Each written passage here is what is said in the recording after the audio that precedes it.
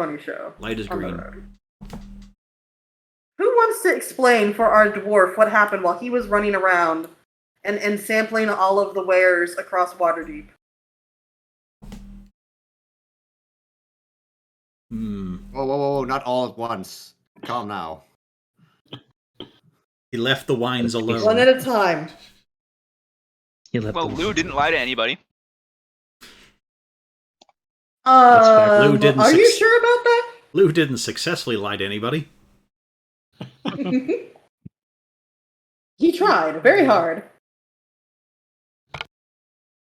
We bust down a guy that we were chasing for a bounty. As a result, he was killed. We met a half-orc with a very big bow, and also now have employed a Kenku. Then What's his name again? Trumpeter. Oh yeah, Trumpeter. Yeah. Then we were invited to have a chat with a local criminal organization that are totally our friends, or at least not our enemies. They're our frenemies. That was a good show. Yes, and we sat down to talk with them, and then Harton got up to then get the fucking halflings and drag them to the table instead of having snacks at the bar, so they could also engage in this conversation. That's pretty good. For all intents and purposes, Lou is a halfling in this. Yes. And we also got a very good clue by him just telling us where the Nimblewright, the thief that stole the Stone of Galore ran off to, because he was part of the other Zentarum, not the cool Zentarum. The obviously evil Zentarum, not the legitimate businessman Zentarum. Who, first of all, says, I do all my business out in the open, and then said, don't you fucking lie to me or you will swim, or you'll be found underneath the harbor. You didn't say that. Basically said that with his eyes. You just said, don't lie to me. And then Somebody else was going in the harbor. Also said, we're not your enemies. We've been watching you this entire time. What are these drow doing at your house? Yeah. People are way too interested in us. Don't run. We are your friends. Name dropping every single drow, except for one. He didn't name drop that one. He just mentioned a surface elf with an eye patch. With Lou spitting up at all times and Harden just saying, I don't really know him personally or anything like that. I don't know one in depth. Just evading the question nicely. We're not all related, you know? And Lou's just going, I don't know my dad. It's a good thing he doesn't know that, or he would have said that. Yeah. I just know one might want to bone me, or I'll bone them. I don't really know how it works yet. All I know is I'm somehow in there. That's where we concluded. Something is going to happen. Yeah. Yep, you were approached by an individual who said that he owed Harton a favor, which is why he decided to come and assist. Which means that he probably owes Bjorn a favor as well. No, just Harton. And we have no idea of what that favor was. Nope. Because he didn't say. Yep. He sent you all to Dabble. Dabble had a wonderful conversation where Lou was yet again told to stop lying. Which is a bit tough considering he is now a spy for free organizations. I mean, the first thing that I said in this campaign was that I will lie. Yes, that is true. You did say to us, I'll lie for you. I'll fucking do it. Even Jarlaxle said, stop lying for the love of cheese and Christ. He doesn't even take money for it. He just lies compulsively. Apparently. Fun thing to do. But yes. Then he also said fog cloud and tried to hide in the corner.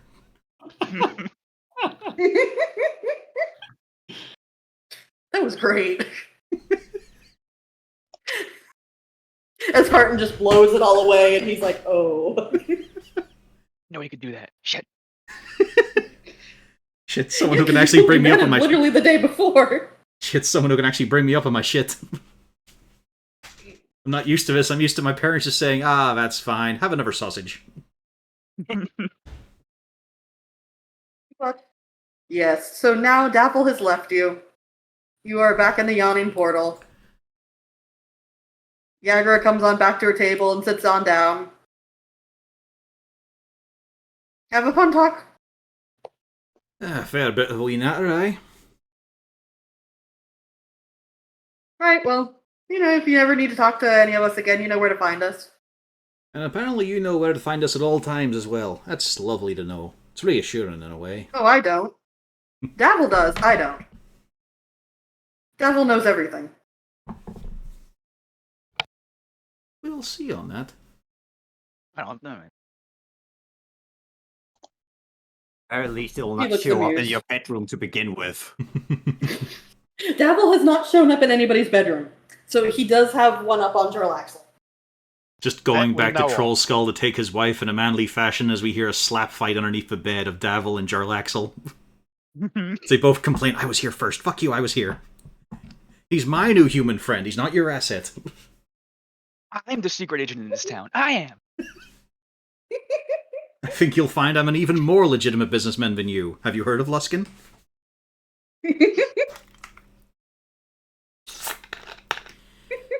Well, I think it's about time How we... long until a third comes in? The third one. I think the bed. They'll need to get a king-sized bed. Mert's hiding underneath a bearskin rug. It's pretty obvious he's quite fat. Yes, I want to see a slap fight between Shalaxel, Mert, and I forget his name. Davil. Doesn't sound- Yeah. Davil's Star Song. Yes. Not the worst name in the town. I've It's written not. it out. We killed one of the worst ones, Harko Swornhold.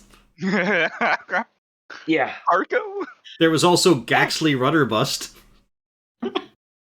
This was the session where I no longer felt self-conscious about any of my names. And could you pull... Do you have Floon's token on hand? I can't remember his surname, but I know it's stupid. Floons. Blagmar. Glagmar, yeah. No, Blagmar. Even worse. That's even better. Hold on, let me see. Yeah, here we go. Yeah, make the noise of a kid show dinosaur. Got you. Yeah. Floon Blagmar.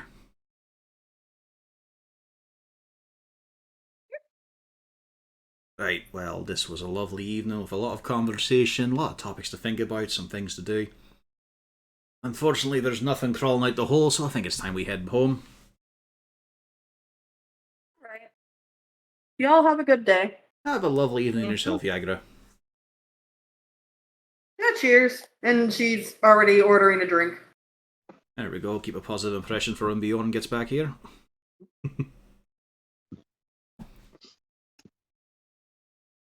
Because we're all on our And way yes, out. you- Yeah. You all head on out. I mean, make some casual About- pleasantries with Durham, of course. Oh, yes, of course. Just a nice You little... hear the general bits and bobs. Yeah. Asking the important question, of course. Anything fresh trolled out yet? Oh, no, not in a while. About 4 days ago, we had a couple sturges. That's about it. That's barely talking about. We had a dry assassin in ours. Again. Oh, we heard about that. Oh, wait, again? Aye, again. Killing him twice Yeah. didn't seem to fucking stick. Oh, so he's coming back. Ah, right. We used to have a problem with that in the Yawning Portal, and thankfully it fixed itself. I don't think this one will. I think we'll have to solve it ourselves, but... I'd like Throw to... one of the bodies in the hole. I'd rather have a variety here of a Yawning Portal, because at least you don't know what you'll always get, although it'll probably have wings. I mean, it's actually fairly consistent what we get. You're taking the magic away from it. No, it's not as impressive. No, it's just a hole instead of a portal. Well, it's impressive down there. Only- Thankfully, they don't all climb up. Only a ribbon, yeah. Aye. No, I know. Some point we'll have to take a wee dive. Although, now that I think about it, this might have some issues there. After having a chat about Oh. the kids' histories and all, turns out a few of their parents are kind of got lost down there. So it might be a bit of a traumatic experience to say, hello kids, I'm now your new dad, I'm heading down the Yawning Portal hole. I take it you picked up some of the wee ones from Helm's Hall? Oh, those free ones you know quite well. You've seen them about with us. Oh, those ones. Hey. Wee Oh, gems I they are. mean, they need some guidance. They do. They need proper, actual guidance. He looks at Lou and Nadrax and Jarlaxle hiding in the corner, but I can see his fucking feather sticking out of the wall. I heard that was a spell. What's the spell? Why the fuck are you looking at me? Oh, guidance. Not You- your knife you need lessons. She asked me for them, and apparently I came recommended. It's not a great guy who recommended you, though. Technically, I don't know who recommended me. I Yeah, think- all you know is you were recommended. Yes. Feeling that you wouldn't enjoy knowing who recommended you. Yeah. So Harton wouldn't know either. Harden can No, Harden guess. knows. Yeah, he knows pretty well. I think actually Jarlaxle might have told him too. When they were talking about You training asked Jarlaxle. Yeah. Because Jarlaxle didn't tell you, you asked and Jarlaxle responded. Yeah. Because unlike Lou, he doesn't lie when he doesn't have to. That's why Lou's so much better at it. No! I mean, technically, he tries, which gives him a better score. Jarlaxle is at 0, and Lou is at many. But also many more no, failed. Jarlaxle has lied plenty. Jarlaxle has lied. And he's more successful at it, because he does it only when he knows he's going to succeed. That's only due to plot armor. He doesn't have to roll dice in his books. Yes, Oh, no, I was just talking about in the campaign. He's been rolling dice when he's been lying off through his teeth. Mm-hmm. Alright. But So, will Bjorn be able to find his way home? He doesn't have a great homing instinct, I'll be honest. However, I'm sure he'll remember where he's meant to come from when the guard left him. I imagine Bjorn has learned to home in pretty well, considering all the times he had gotten himself drunk and then had to stumble his way home. He has like an accuracy of like a 300 yard. The problem is Red Shell's a small village, so he knows he has to go into a house, but there's a lot of houses close together. Yeah, that's what I mean. He has a 300 radius accuracy, so in a 300 yard radius around Troll Skull Alley, he will be... Smashes through a window of a flower shop. Oh, didn't think- fucking door. Sorry. Just falling over into the plant pots and just thinking, I didn't think I got outside the city walls. Where did this short forest come from? as a matter of fact, you all get to be about here, and that's when you find a stumbling dwarf. Well, look at him. How'd the market research go? It just pushes in a bit of a bit of a specialty sausage. Oh, right. Yeah. Found nothing. Now, you're saying that. Are you meaning there's nothing left after you walked away? Or was there actually nothing useful? Didn't the scanner didn't pick up. So I'm guessing there's not much here. Eh, fair enough. Oh well. Back home we go, we got some things to talk about. Alright. Walk and talk, or Aye, walk and talk. As we then inform him about Erstil Floxen, the thief who ran away up a stone. And our next target will be Growlhund Villa, where he is currently being safe-housed. alright. According, of course, I- to Davil Starsong, Zen's Sun Elf leader of... I mean, maybe we'll be lucky and the Nibble Righteous also hating there. There's a wee bit of a chance for it. The main issue, of course, is it's a big knob's home, and after all, we can't really just break down the door.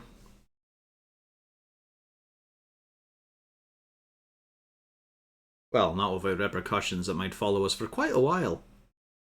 It may, in fact, impede our business as well. Oh, we got Really, new- as Yeah. this is where Growlhund Villa is. Hang on, Look I'm at not how too loud. close. Ah. I've ran past that place about 4 times chasing Saloon. But you didn't have the detector.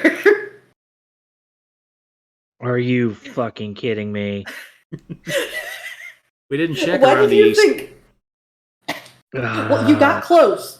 What ended up happening was you went down this road here, and then you cut over. You just cut over just a wee bit. And you had gone, because when you were going down the City of the Dead, you had gone that way, but you hadn't gone that road. It's also not far from the wazoo. Mm-hmm.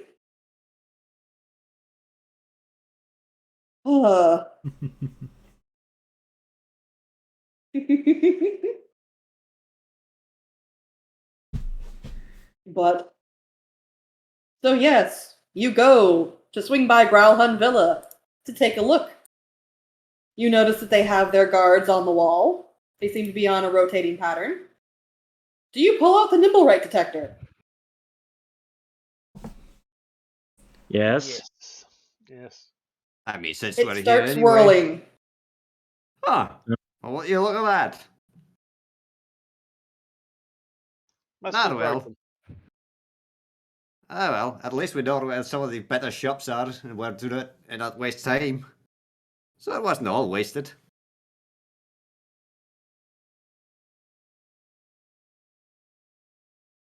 Well, I guess that's swatting two flies with one swat. You got a lovely way with words, you really do. It's plugging down two... what are those fucking little things called? The wee shitty beholder things. Aether? Aether? There we go. It's like putting down two gaze with one crossbow bolt. See, that's illustrative, you know. People can imagine that and picture it in their heads, and they say, yeah, that's efficient. How can you not imagine swatting two flies? I can picture it, but it's not impressive. Hey, well, that's what I'm saying. We're going to deal with easy peasy. No trouble at all. How many flies have you actually swatted yet? Several Gonna million. flush some rolls real quick. What kind of answer question is that? I don't fucking remember flies. Doing well here, Jarlaxle. Actually, swatting flies is not that easy. That is a nice assortment of 1 to 4s.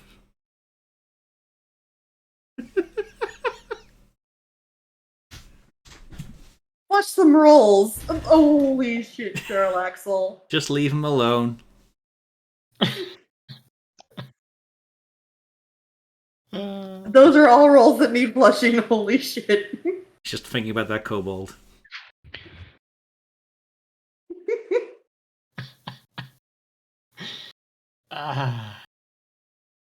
All of those rolls just one above 10.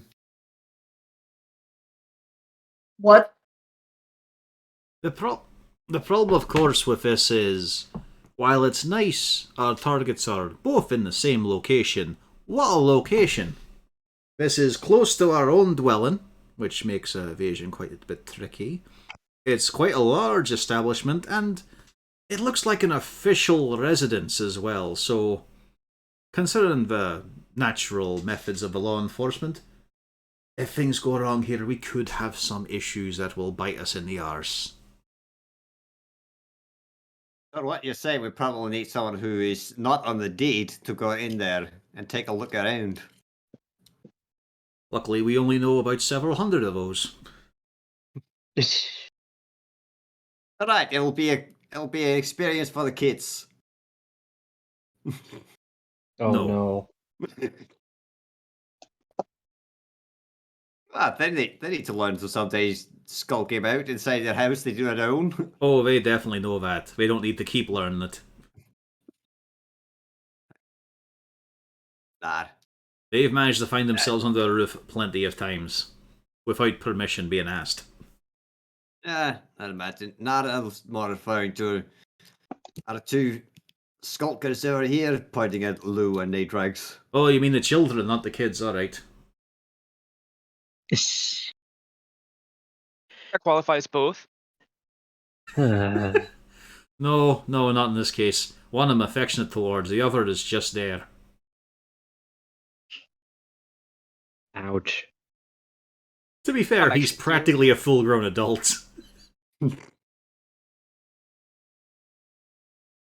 And he's not some poor orphan boy. He's some poor farm-raised boy.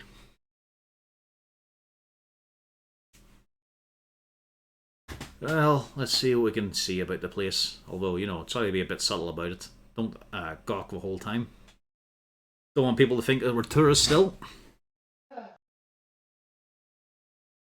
I like that, at least. We've been asked a lot less that we're not if we're from here or not.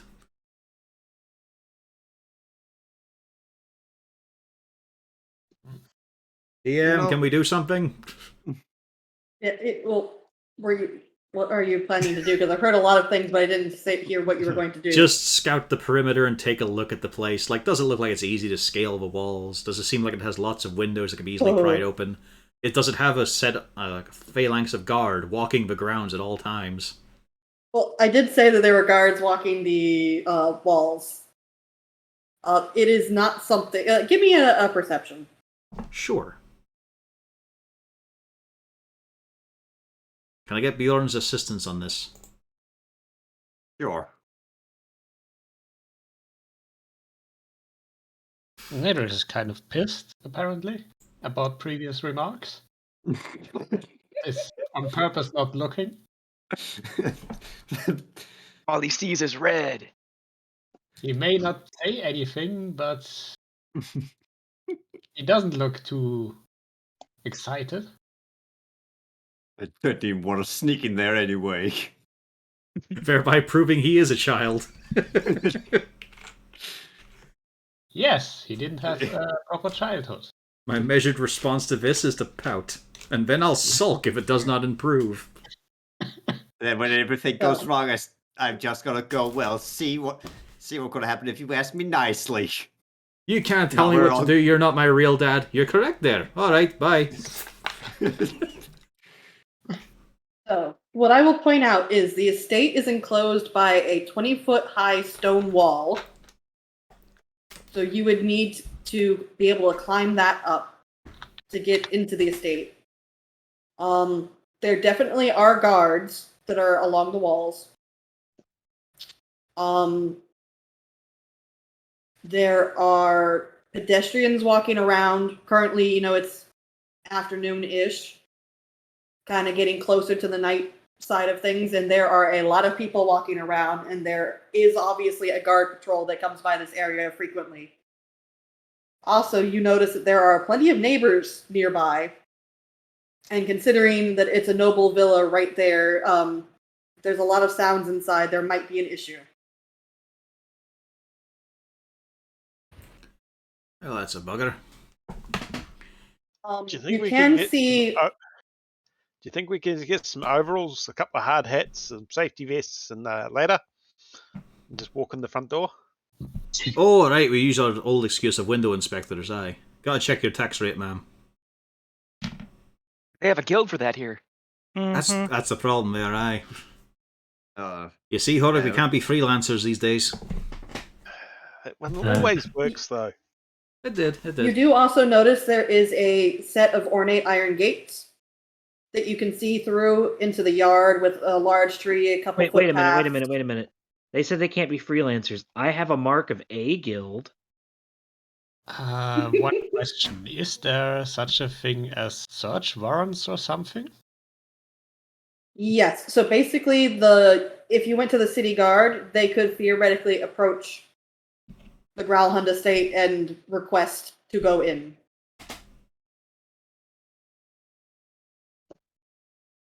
Convincing. How many people of us know this guy's self? I think one. Yep. You. Maybe I can borrow that cool mask. I don't know. Okay, yeah, but That'll just make you look like a normal elf version of yourself. I suppose I could put those. I have 3 slots, I think. No, just 2. I could put. You could theoretically put it in a ring. Yeah. But here's the problem. If you go in that way, theoretically, wouldn't that be impersonating an officer? Yes. But they won't know who it is because he has disguised self. They don't know Yeah. necessarily it's a Dragonborn. So long as he doesn't get caught.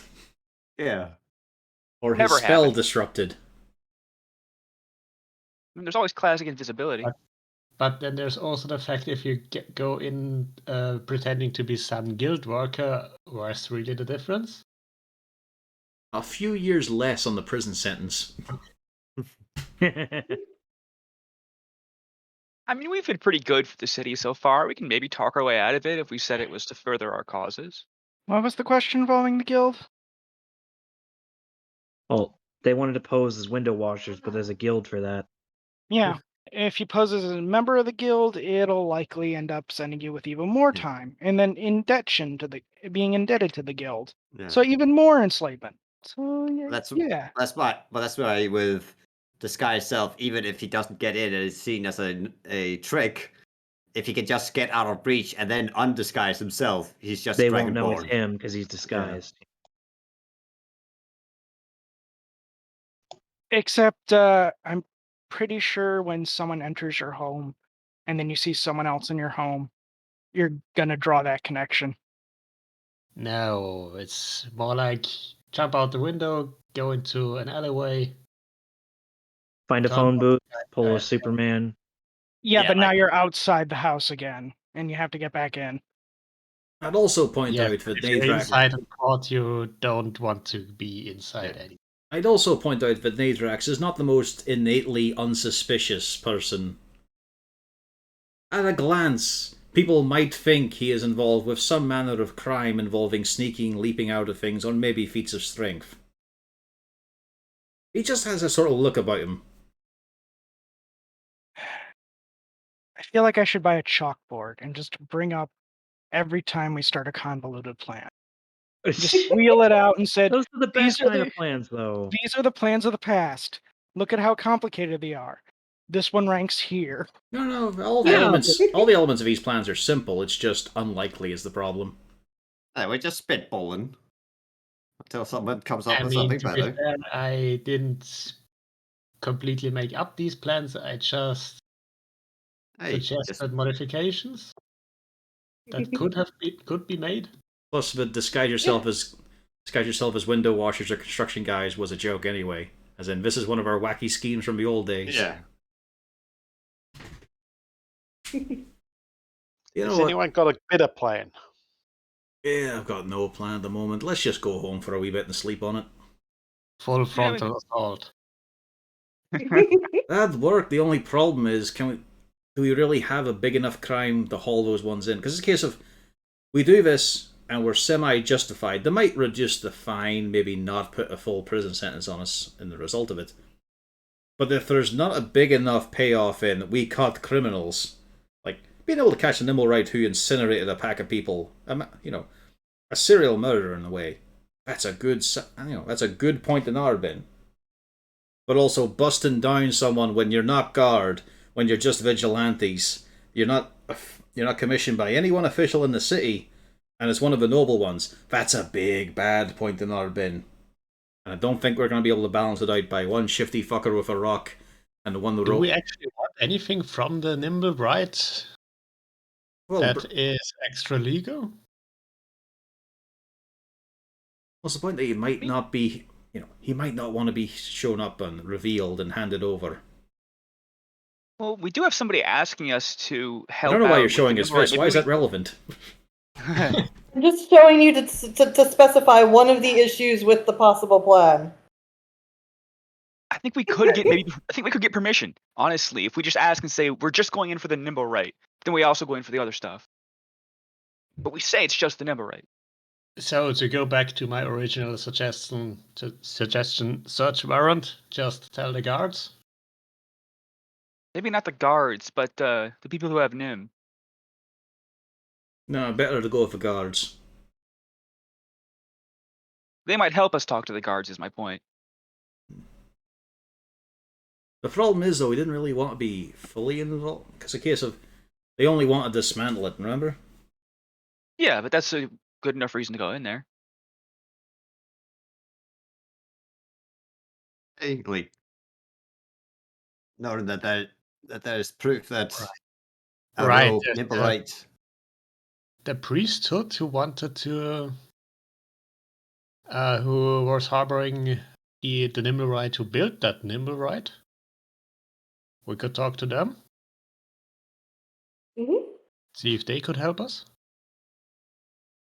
Might be able to convince the guard to somehow get us in if there. we know where they are, we can or have a fairly good guess at least.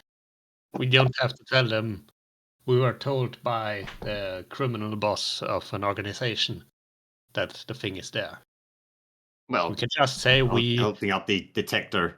Yeah, the detector tells us this is probably in this house, so we need to search it.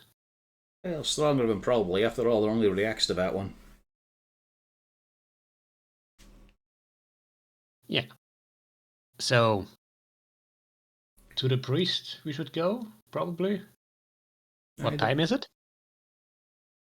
It is getting a little bit dark in the sky. We'll do it tomorrow. Yeah.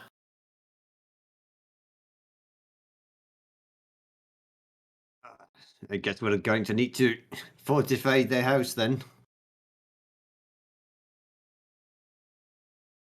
On it. All right. So you head on back to Troll Skull Manor. And you see your staff doing what they should be doing when it comes to being staff. Let me put Bjorn back on the map. Our staff doing what staff should do. That's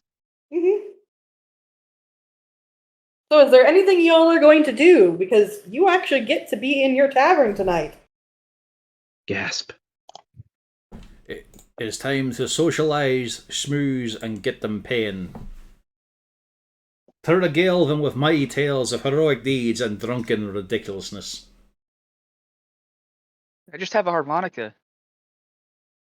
Well, start using it, lad. Elric does come down to greet you all.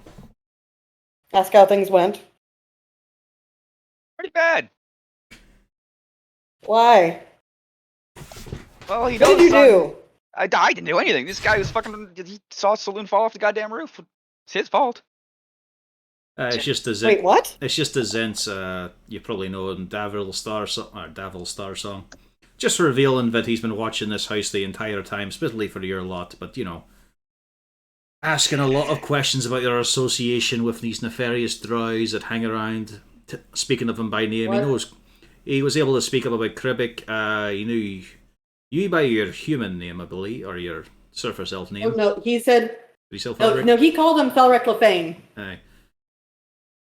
He spouted off Felric Lefane. He knew Saloon's surname as well.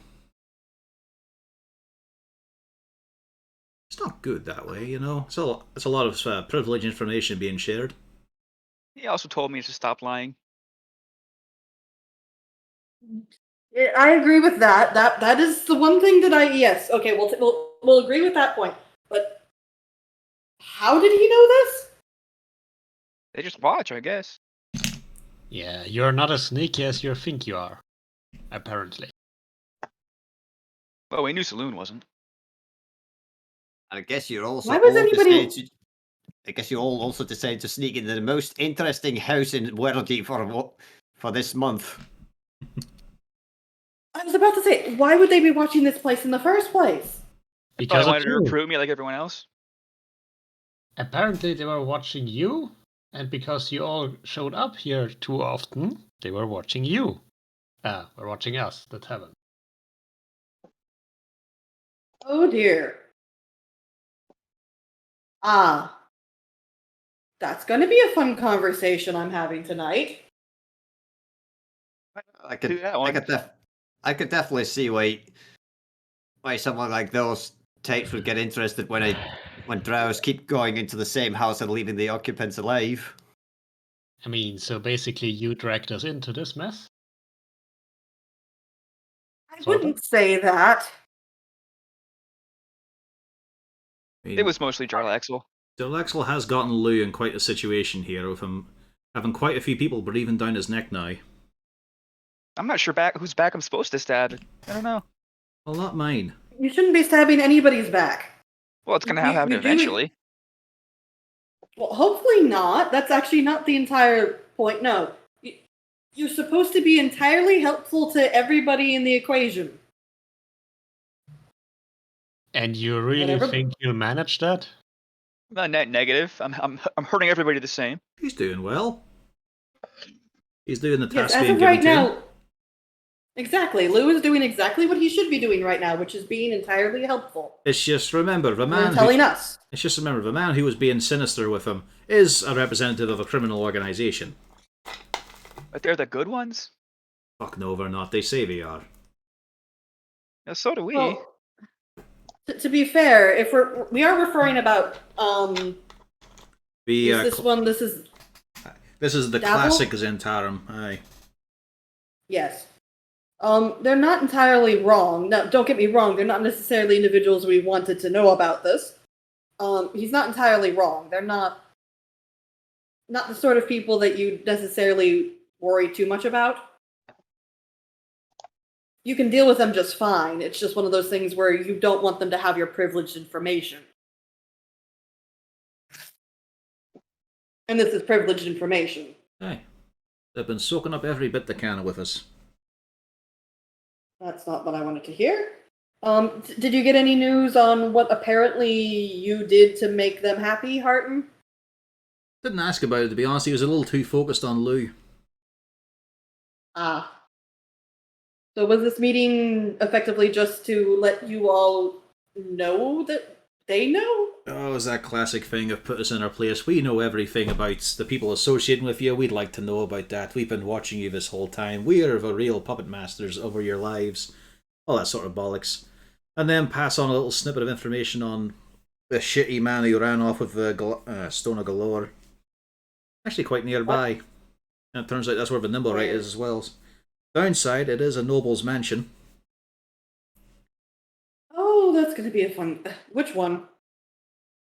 Growlhund, but Nadrax and Bjorn, they bashed together a nice idea. I mean, we are a fish, in a strangely official way, dealing with the Nimblewright. So we get a bunch of guard to get us actually in the place, in proper legal terms. If we can manage to snatch up, what's his name here? Urstel, a thief.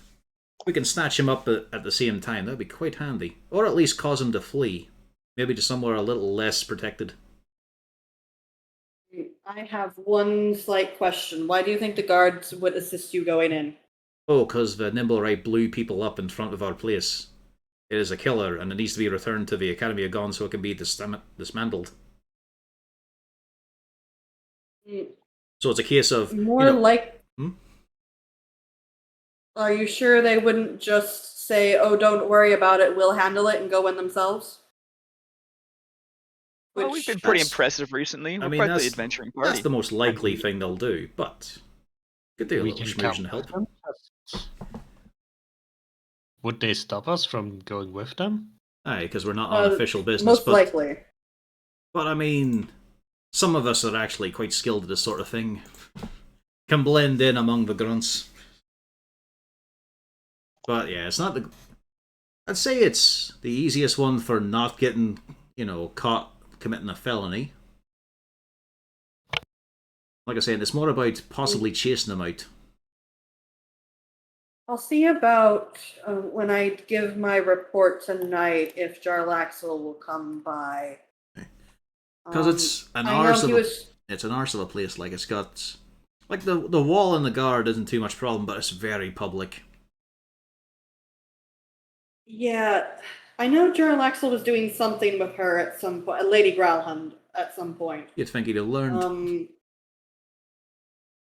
What? Never mind. Go on. Oh, why'd you say that? Anyways,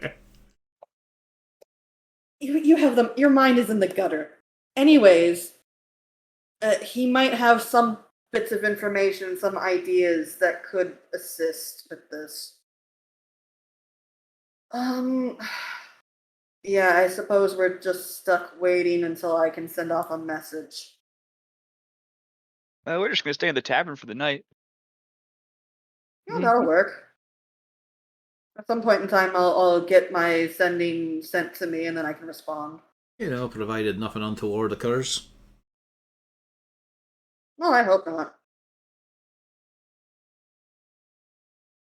And the children and the dog come bounding in.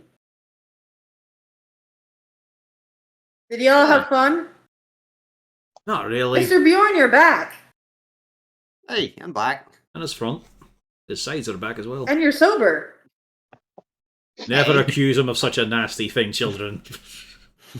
Wow. Well, Nat holds out a hand, and you see Jinx and Squidly are paying her.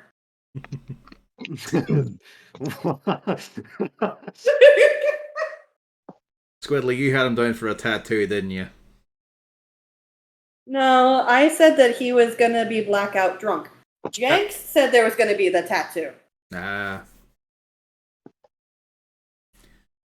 He did When get have I last have I returned back here blackout drunk? Not here Not yet. specifically, but Hey, most of our careers together. hey. But So- here, in this very situation. I'm just saying, like, the law of averages and all, and fortune is favouring the kids on the potential of you being blackout drunk. It just so happens that you've not settled into a familiar watering hole just yet. Well, I haven't had a whole lot of time to sit down and proper celebrate anything worth celebrating. It's already some weird stuff happening. Well, get your feet up. There you go. So You see Selkie wanders over. She has a collection of glasses. She sets them down. And what are we bickering about today? Nah, nothing really. anything he can. She starts setting some of the glasses out, and you just see some of the other glasses are just going into position without her moving them. Oh, cheers, Leaf. Oh, he's been right helpful. How do we Some of the pay patrons find it a bit weird when, they just hit their dirty glasses just suddenly float away, but, Well, as long as I he's get not used to it. as long as he's not tossed any at them, we're fine. Oh, no. He's been quite polite. Did Horik ever win his game?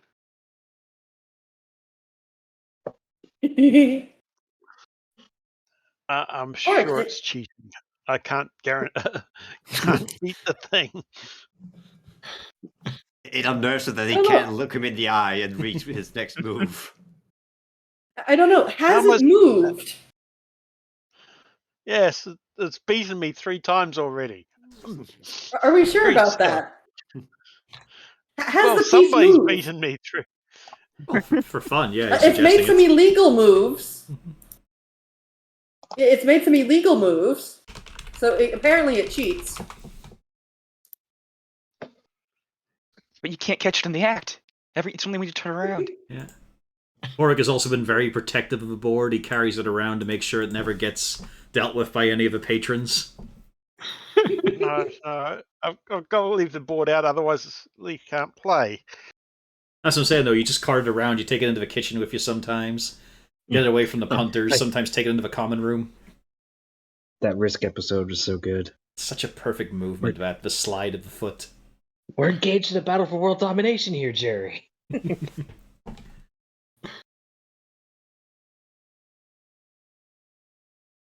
Ukraine.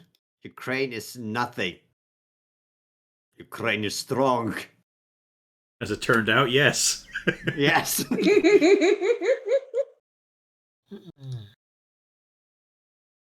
But so, yes, is everybody going to partake in making sure the bar is a success tonight?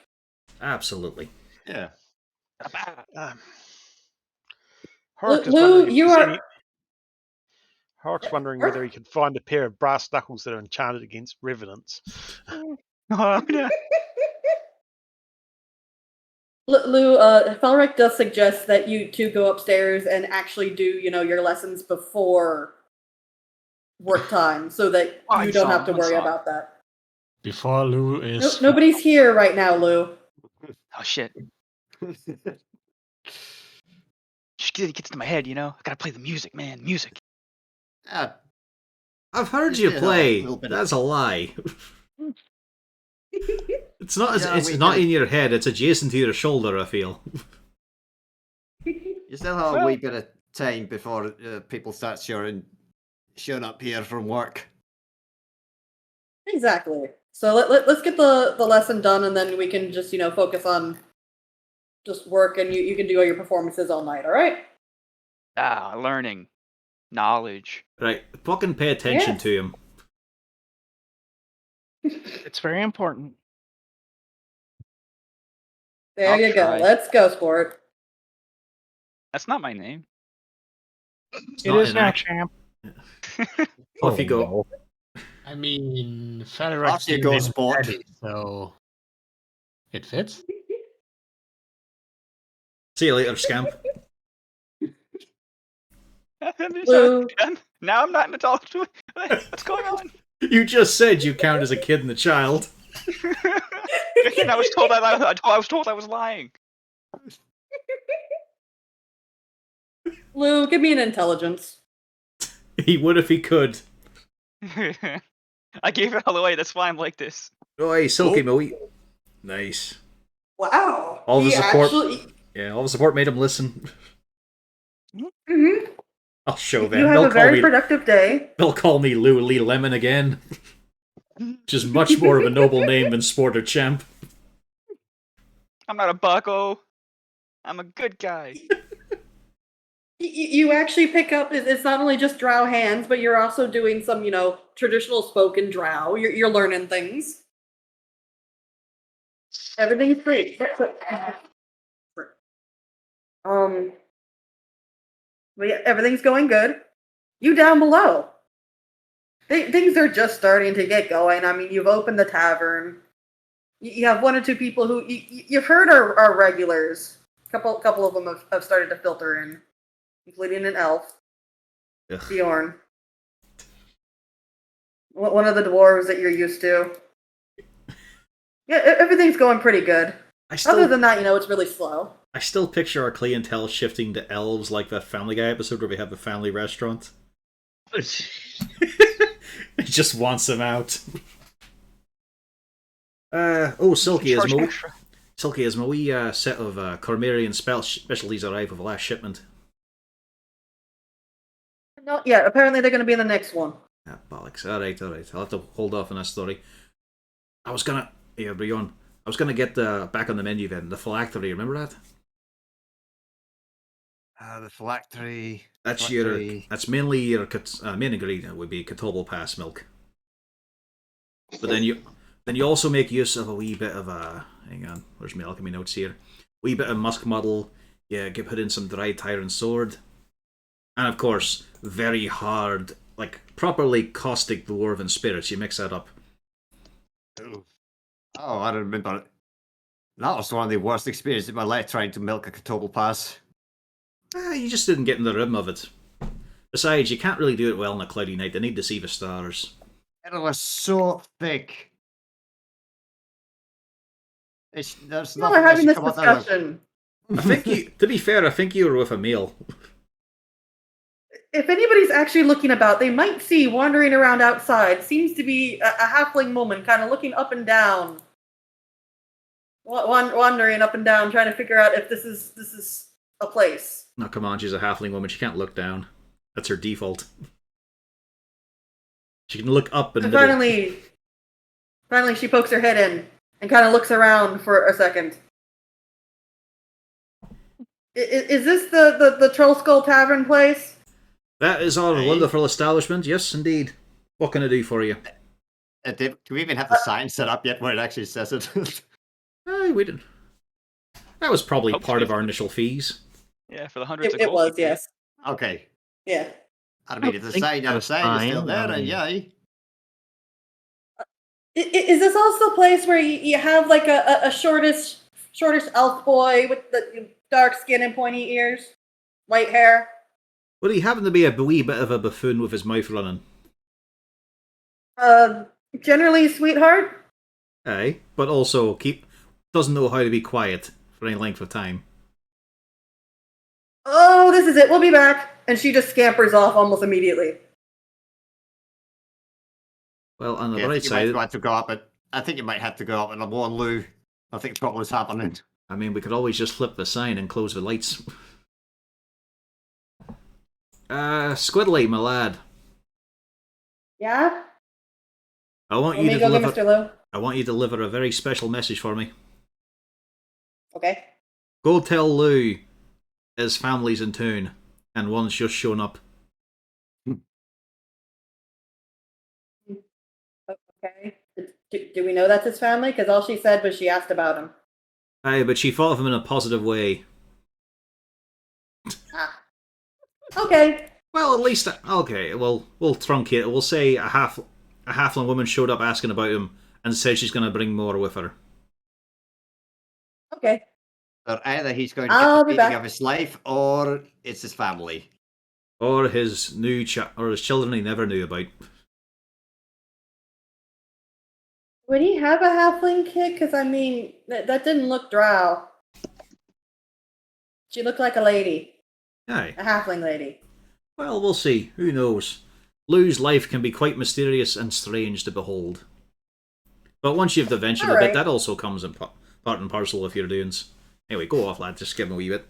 Come on back, we'll get Yeah, you a fruit looks up. juice. Oh, okay. Bjorn looks over at Gaddix. Is that how it works? He just shrugs. Just Lou, sure. you and Philrector are doing your lessons. You're kind of tampering down. And Squiddly comes running up. Mr. Lou, I have a message from you from Mr. Harton. What did I tell him? No, I have the message to you from him. Oh, what's it say? Don't confuse the poor boy. You might want to come down because apparently a halfling woman came in, and she was asking about you. And then when she found out that you are here, she ran away and said she's going to bring more. So it's possible that your family's here.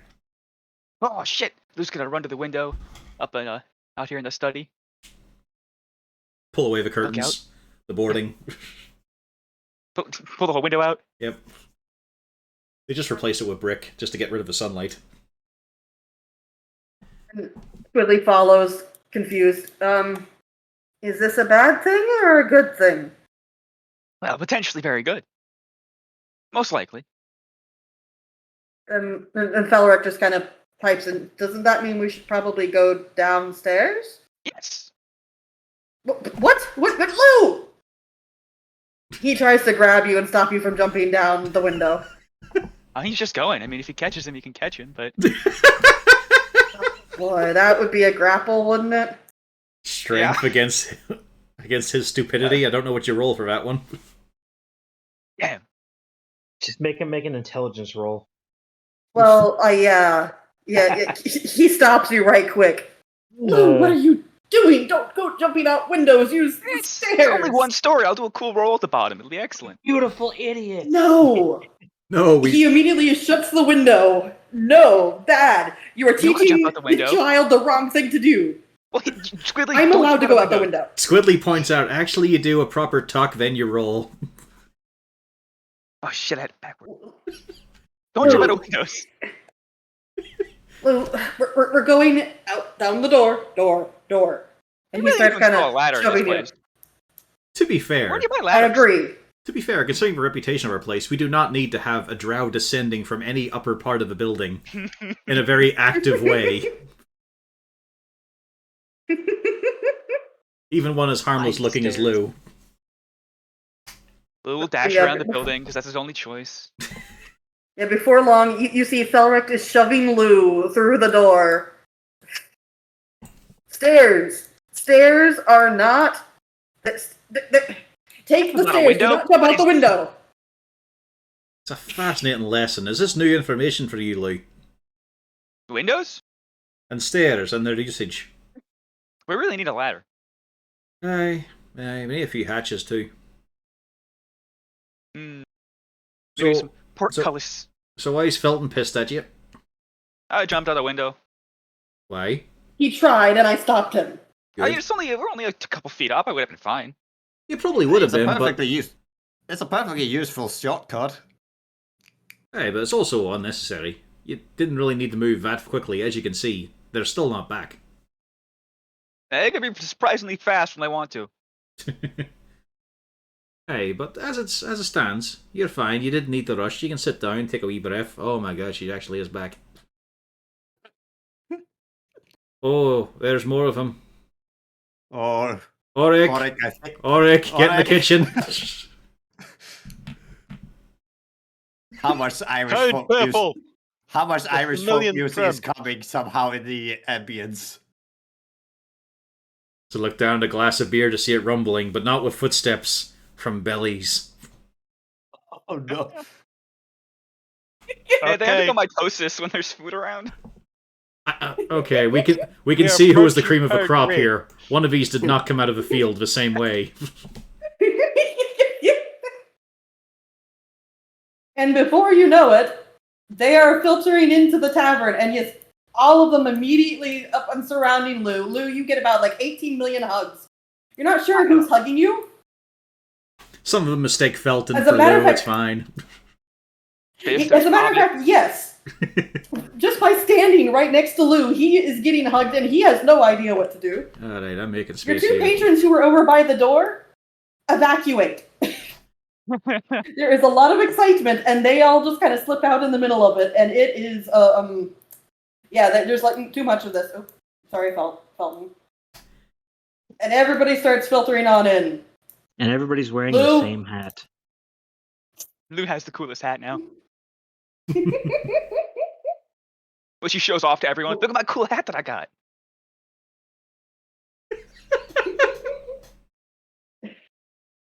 And of course, Lou, it does not take very long before eventually your poor mother and father filter on over to you. And of course, he had to have that one little beard. He is one of the few halflings in the village that could grow some facial hair, but only right on the chin. So he Hoisting, grew it He didn't straight pass it out on. because reaching across to I hoist don't think he Swidley could've away passed so he doesn't on. get lost in the flood. he's just like, There you Mr. go. Harton, we've been invaded. Aye, we have. It's alright. We should have the stores to hold out for a few hours. And yep, Lou, you have your mother and father standing in front of you. They are very excited and giving you a hug. Ah, hello. Ben! Oh, good. I mean, sort of. I mean, it's very exciting. City's big, you know? Yes, city It is big. very big. So this is where you've been? You have a tavern? Well, previously I was at the other tavern, but now I'm here. Hey. You know, you could speak up a wee bit like that. He's a partial owner of this establishment, along with most of the rest of us as well. We're all sharing in this fine establishment. Yeah, it's pretty cool. It's wonderful, darling. I knew you were going to do good. See, this is why we said that you should come on down here. We knew you were destined for good things. And your dad's just kind Ah. of nodding along. And of course, taste of home. Guess who's cooking in the kitchen? Another halfling. Why don't you bring him out here? We need to meet all of your friends. Who is the Yes, friend let's who go. you've got next to you? This guy? Yeah, this is Belton. Hi. He's pretty cool in this- my book, if you catch my drift. Well, Oh, I we're don't so get you. happy that he's making friends. I don't get your young people slang, but I assume that's a good thing. Do you often It's so good slide? that you're making friends. We were worried that you'd come out here and you wouldn't know anybody, but it seems you're doing okay. I'm glad you're being safe, but do you slide often? Lou, introduce us to your friends. We need to meet all of your friends. Okay, I'll start on the bar. I hope you get a name for Harriet, every one of these. Gaddix. There's Hobbit and Slobbit and Gobbit. You just make some shit up, whatever. Dean and Brandy, Earl, Curl, Tarl. This is Gaddix. Apparently he made a dog. He made a dog. You mean he bred a dog? He made a mechanical wonder in the shape of a dog. You'll love its coffee. Except for where the coffee comes from. Right, just close your eyes and just think of beans. It is everywhere. It was the most practical place for it. It fucking was not. Just a pot in the side, man. Hey, just a side panel of a spigot. But then you lose the... It's streamlined. Wait, actually, can we try it now? Can you call Kago? Yeah. He pushes something on his wrist. The We're vein gonna need more opens. cuts. Now, you guys cannot drink straight from the source. You wouldn't want to anyway. Just one halfling mouth locked onto the anus of Kago. Oh. What is the source? It's the inside. It comes from the inside of the dog. Gyrating up and down so that their hatted head is able to move the tail and pump it. Just the worst way to enjoy coffee. Extricates himself over. So yes, Gaddix, you do summon Kago, then I take it? Yeah, no, I'm slowly moving him over. There you go. Yeah, thank you. Oh dear, this is precious. So you made this, young man? Mm-hmm. He's looking all Well, you proud. have very ingenuitive friends. He also made a fucking gun. He tried to shoot Harton. Language! Oh, sorry. I mean, it's a gun. It's a gun. You see her reach over, she grabs onto his ear, pulls him down a little bit. Lou, you know better than that. Oh, Sorry, he does. it's a big city. Harton really having to bite his tongue on that one. No, he fucking doesn't. Now, don't make me wash your mouth out with soap, young man. I raised you to be a proper gentleman. I wonder where it all went wrong, Felton. I'm sorry, I'm very excited. And the coffee's done. He hops down from his stool. Imagine with the ding that happens, you just see Kago sort of start with the ears flapping out a bit. And yes, Lou's dad is immediately, oh, it made a sound. Yeah. Oh yeah, I meant the ear flaps are where it lets out the steam. Nope, sadly, that's too far away from where it comes out. Oh, Horik. Some bad news, Horik. Go back here. There you go. Attacks of opportunity. Mm-hmm. You can swear, up and down, that one of the women in the back is your Aunt Gertrude. She went and got married and moved away. She looks very familiar. Hobbits don't get married, they just leave for a while and then come back together. They just plant themselves. Yeah. She looks over there, and she's looking at you. And she's giving you the scrutiny eye, like she's trying to remember, is that who I think it is? That little deep dwarf, I remember about 50 years ago, he was an inch shorter. Meanwhile, Kago's asked one of his... Oh, you little Horik, you get over here!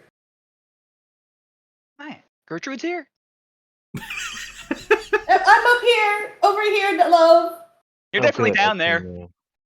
Sorry, I have to hug my other favorite nephew. You immediately get glomped in a hug. Nephew? Other nephew. Yeah. Oh yeah, that's my other nephew over there, and she points over at Lou. Well, that's a lovely thing to find out, isn't it, Horik? What a small world this is. Very literally so at this precise moment, aye. Harton who's down to the fucking giants among the mingling, while Nadrox is in a corner blending in with darkness. Yes, that is on purpose. The second tallest might be Nat. That'd be Felrex and Lou. They don't count. And Bjorn. Definitely doesn't Is count. there even any room for regular patrons left with the army of halflings?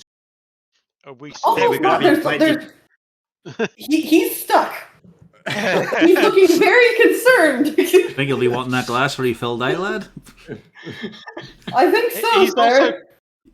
He's also probably the spy from Dazzle, so he can't get out even if he wanted to. Yeah, there's just a massive people in the way, and he cannot get out even if he wanted to. I suppose I can go to the bar and help out with delivering drinks to Mage Hand. Good plan, because there's a lot of people who are going to be ordering drinks very soon. Yes. I'll be making... Gaddix, there's a slight problem with Kago. Gaddix. Lou's mother is just looking. You know, young man, you shouldn't have it come out of there. That's rather rude. He's going to ignore this and start filling cups and putting them on the bar. Just say straight to Lou's mother, "Shut up, you old bat." No. I mean, Meanwhile, Lou's dad is trying not to laugh, and you can tell he greatly appreciates Kago. But he also doesn't want to get smacked by the wife. There's a bunch of coffee cups on the bar now. I'm not getting used to that. If it wasn't brown, it'd be fine. It's coffee. What other kind of color would it be? I don't know, blue or something? It were worse in the marching days, because sometimes he wouldn't have quite enough fluid and it would come out a little bit thickened. Dear. You are such whiny babies when it comes to that. Go on then, have a sip. Hey, I you do want that me every to- day. I appreciate it. And This then wonder. out, I can do that too. I could take this all the way. Go on then, enjoy your anus cup. Hey, I will. Takes the cup, drinks it in one. There. It's Nope. fine. No, I could thanks. fit him with a cream dispenser and it could come out somewhere else. You want me to do that? I can do this all day. While they're having their coffee and Kago debate, Horik, Aunt Gertrude is catching up with you and has introduced you to her daughter, Sarah. So you have a cousin. Okay. You have two cousins, apparently. Hey. You have two cousins. So he's only referring One of to his them's cousin Horik from now on. You're welcome. And Sarah just kind of gives you a very polite wave, the very lovely lady who's standing next to you. Oh, hi. Didn't expect to see anybody other than, Lou over there, but, hello. Hello. Nice to see another family. Yeah, I wasn't expecting it. It's been an interesting week. Yeah, it's been a bit interesting. Seeing the city, I actually kind of see why Lou decided to move on out here. Yeah, a bit interesting. Maybe I might consider coming out here myself. You can tell she's looking around the tavern, and it looks like she has ideas. Ideas are all well and good.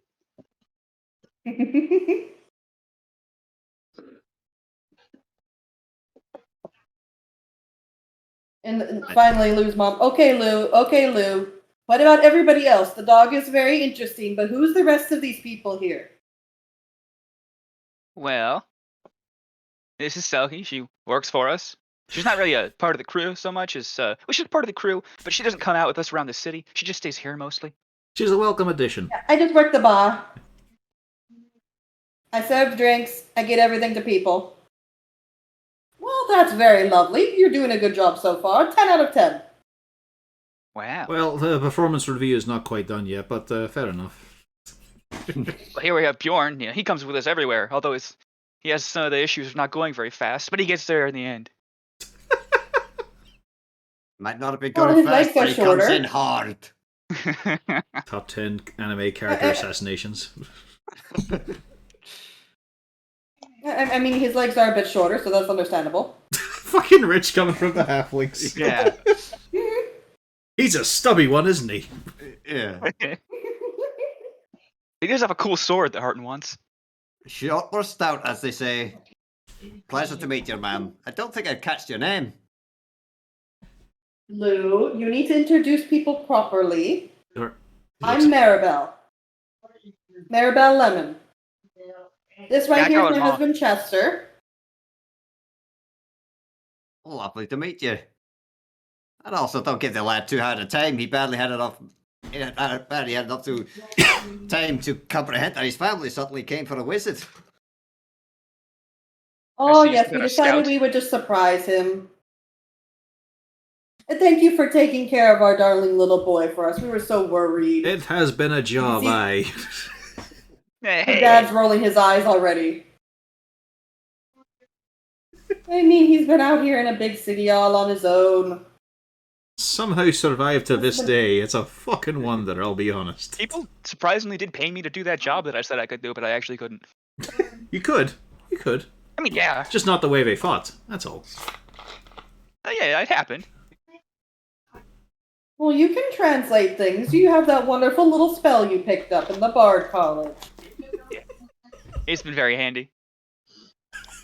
Thinking about going back there at college, or maybe Our college never completed. Picturing Lou at the Bard College in his dorm getting his care packages from the halfling family and the envy of his broke-ass fellow students. I got a rat when I was busking today, a coin hit it in the head and stunned it, so now it's mine to feed on. I got cookies and a cake and a pie. And that's just the first box.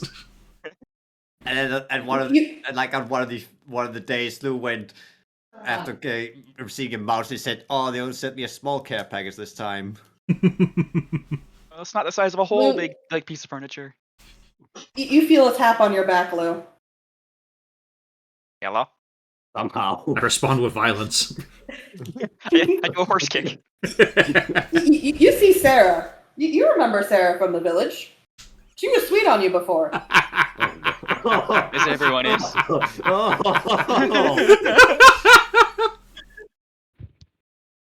Oh, hey there, Lou. Whoa, what a surprise!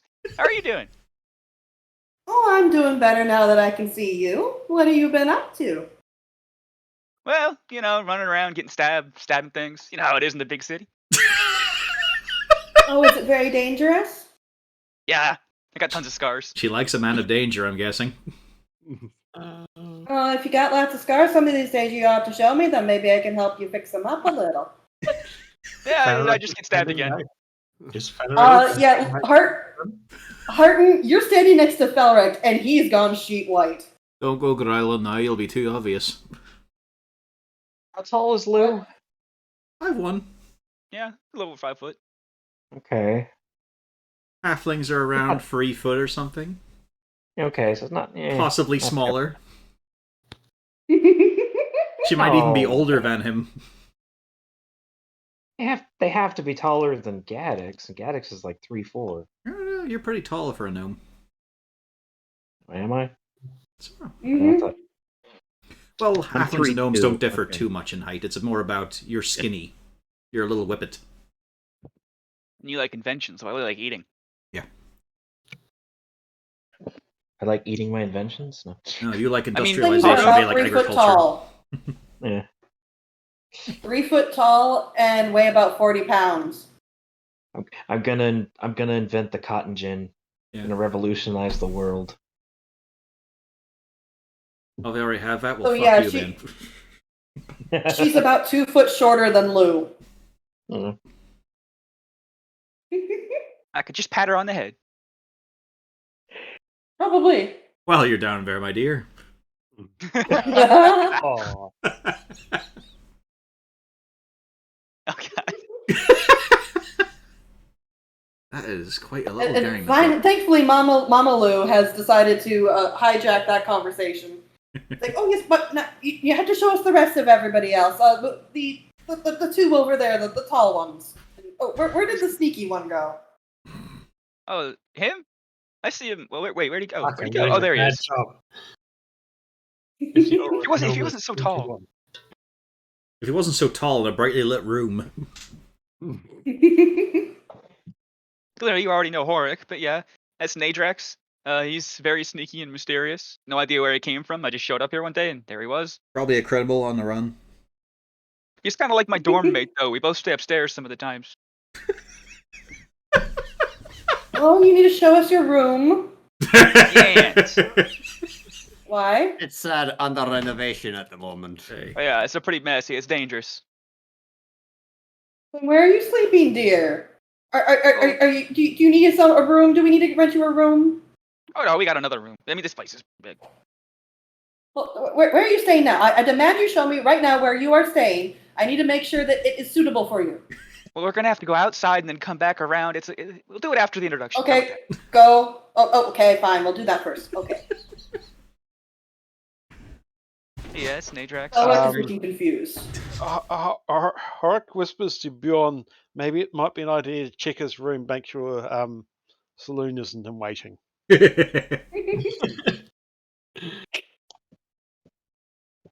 I'll keep the rest of the halflings distracted with food. You think your distraction lasts all of a few seconds each time. I know, but there's got to bring out so many plates. Or You just make making a sure point. to see that they're paying. They are paying, right? Oh yeah, there is coin flowing. And they are welcome. Get a little bit of a family discount. Just in case, just set Corco up and take a look. You Yeah, see just they're in starting to case. break off, hit tables. There This we one go. finally sees an opening and he makes a break for it. Do come again. Hey, wait! He left his tab.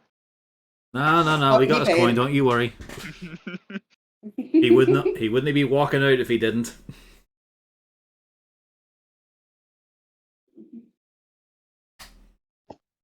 So, who are the other ones? The other two over there?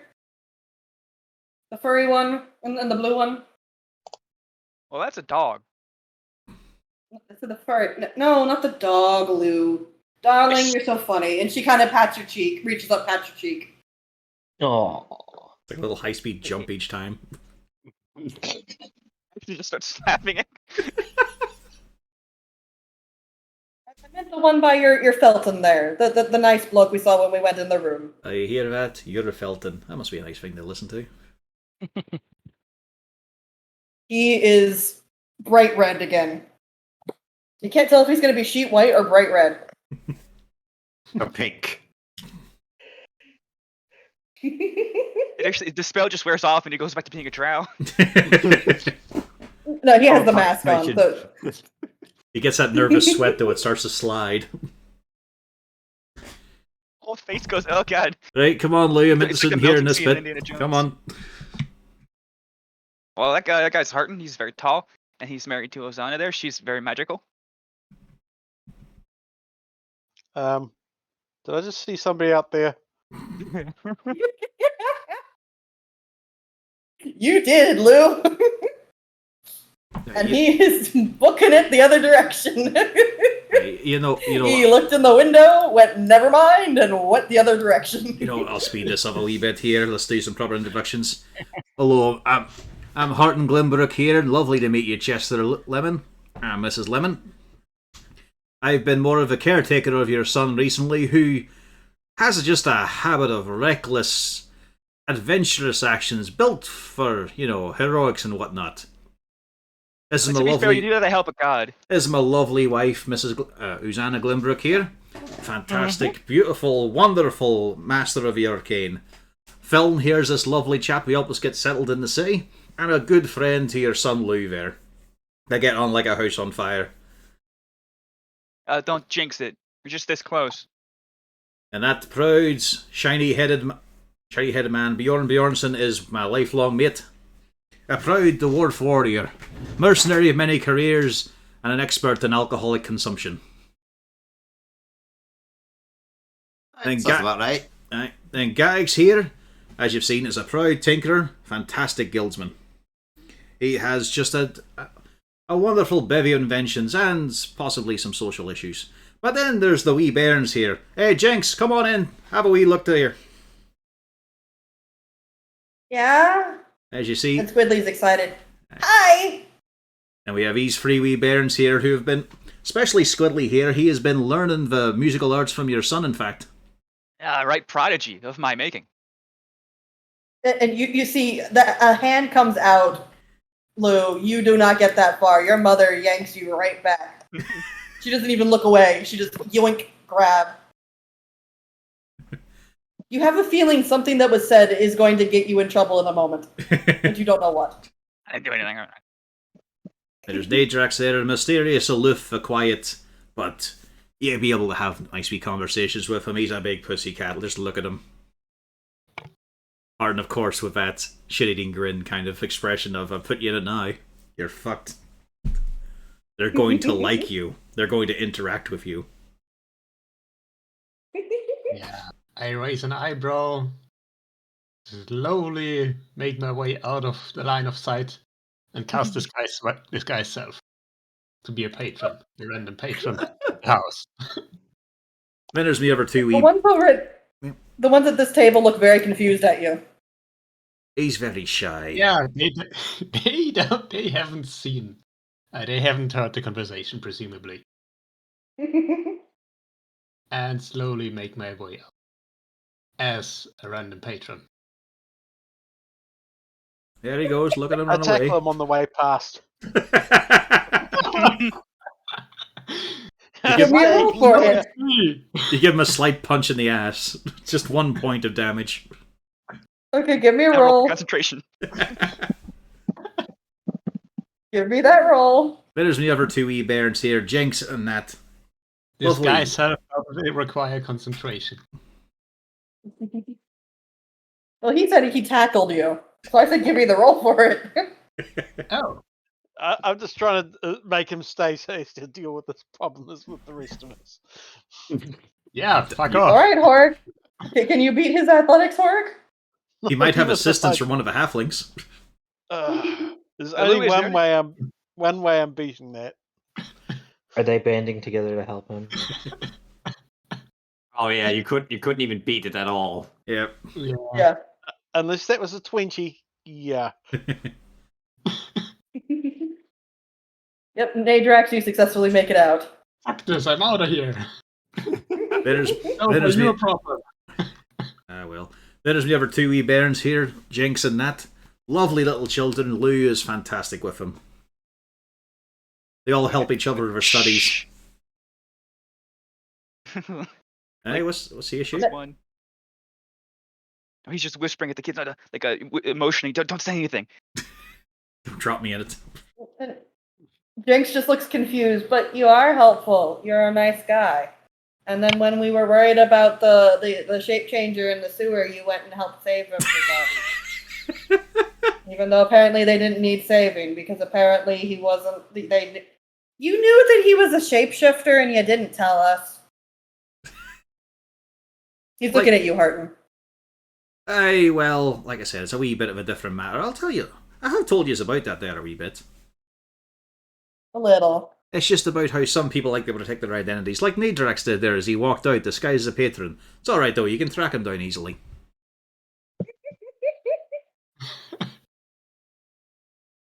You just see that Miss Lemon just kind of pats you on the... She reaches all the way up and gets on tiptoe to pat you on the shoulder, Harton. Well, thank you for helping keep an eye on my little boy. Let's be fair here, Harden has to be kneeling for that to happen. Yeah, she gets all the way up on tiptoe. She tries very, very hard. Harden is kneeling to talk to these people at their eye level. Like,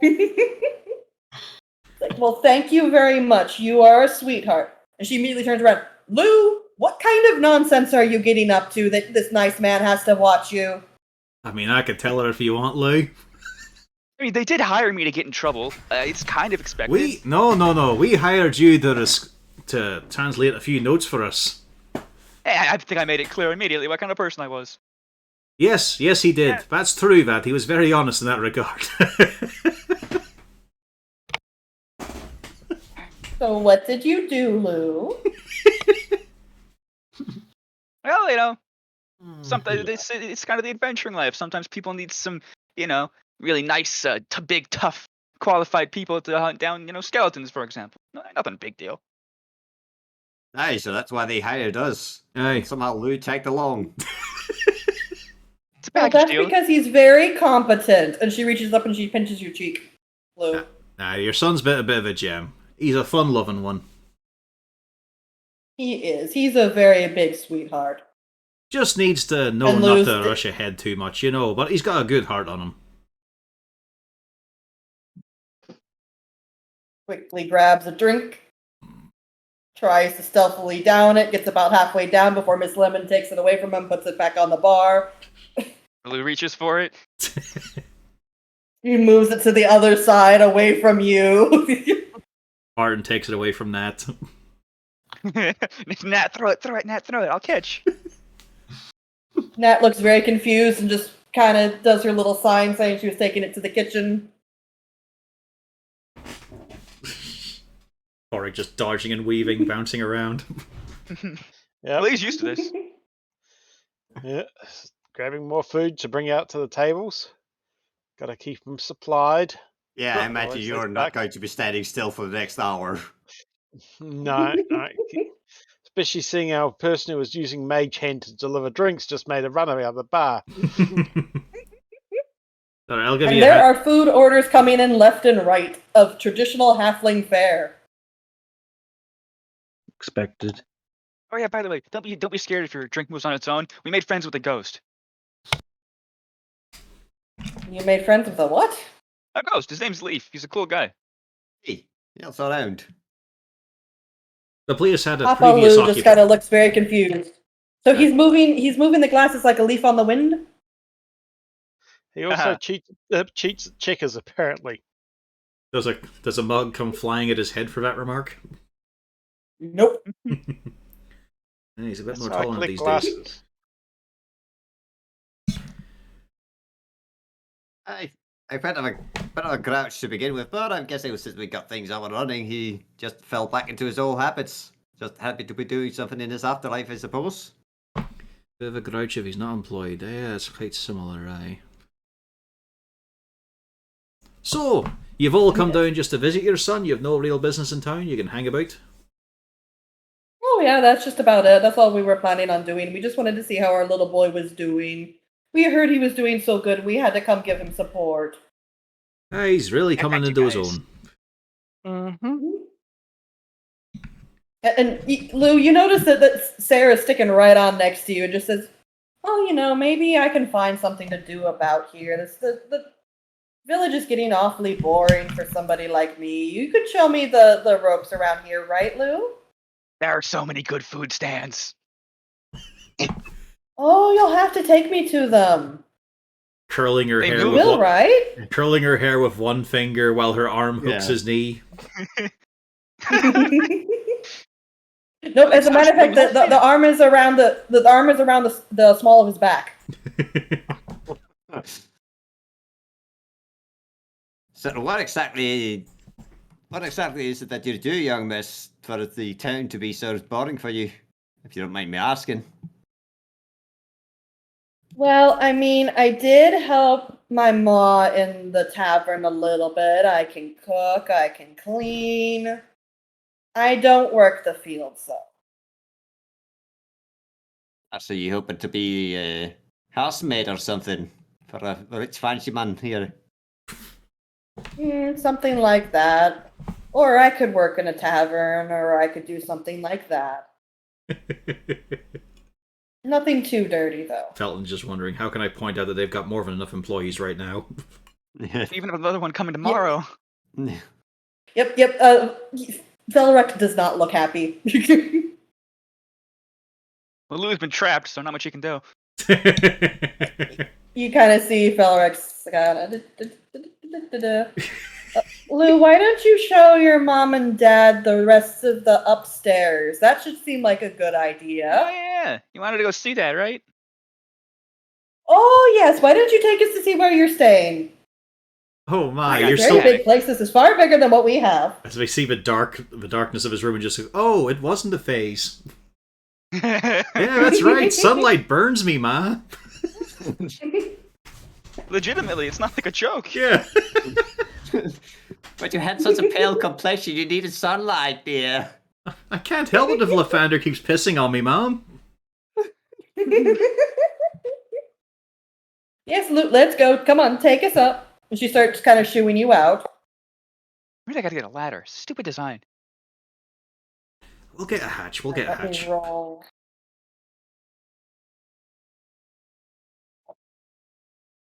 Oh, no, that ain't happening. Unless... Is the anti-drow field going? No, Felrek is not.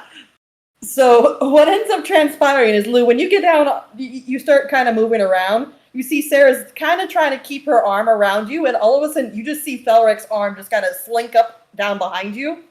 And all of a sudden her arm isn't there anymore. Oh my god, he cut her arm off. Yeah, it's fucking flopping around, bleeding profusely.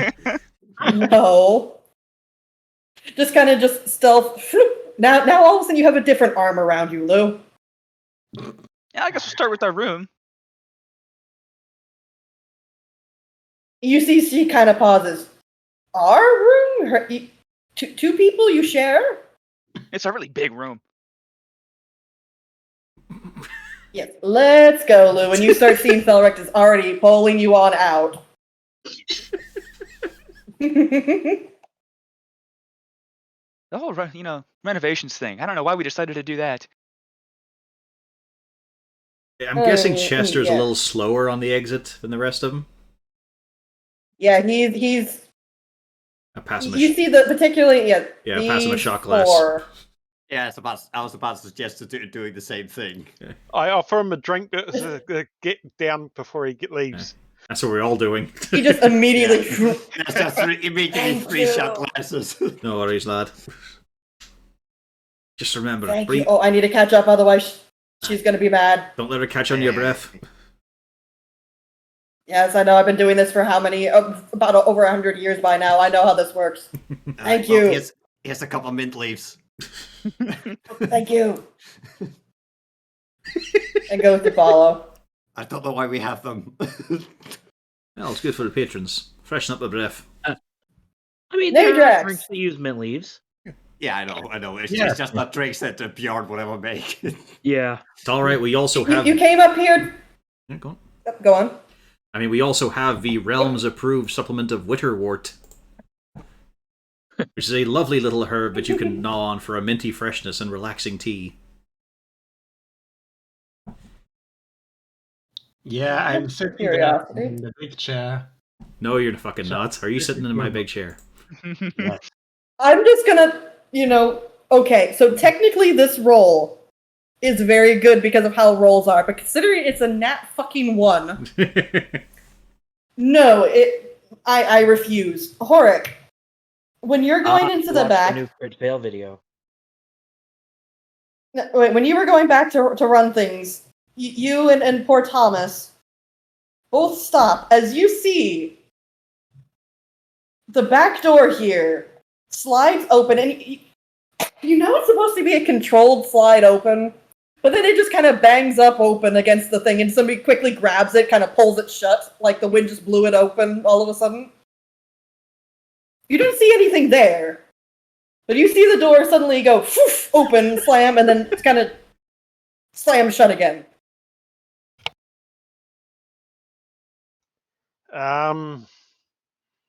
Did Leaf just Thomas make is looking a hasty confused. exit?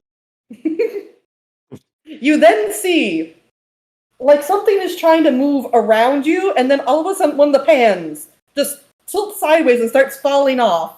And then there's a frantic grab for the pan as it just kind of like shuffles around and gets yanked back up. Having re-engaged the anti-drow field. Who have we got in here who's invisible? He's so much like you. I grab a handful of flour and throw it at the... It was a joke at first, but it really plays off that he really is his son. It's not so much that it lands on the person, you see the hat. Hello, Axel. Lou's upstairs with his mother. Yeah. Wrong name. Person behind. I assume you just call him Jax rather than John Axel or something like that. I mean, it's not like he's gonna know who the fuck Jill Axel is anyway. Yeah, even so, I mean, it's one of those things. It's not like he's like. It's too late now. We've already hired all the spies to keep track of the elves in the place anyway. At this point, it's just full of halflings who don't know. At the stage of the game, you just see a flourish of a cloak, and you see an elven Jarlaxle. Dramatic flourish. Standing there looking very pissed. Who is he mad at this time? It's not his fault he fucking caught you. He's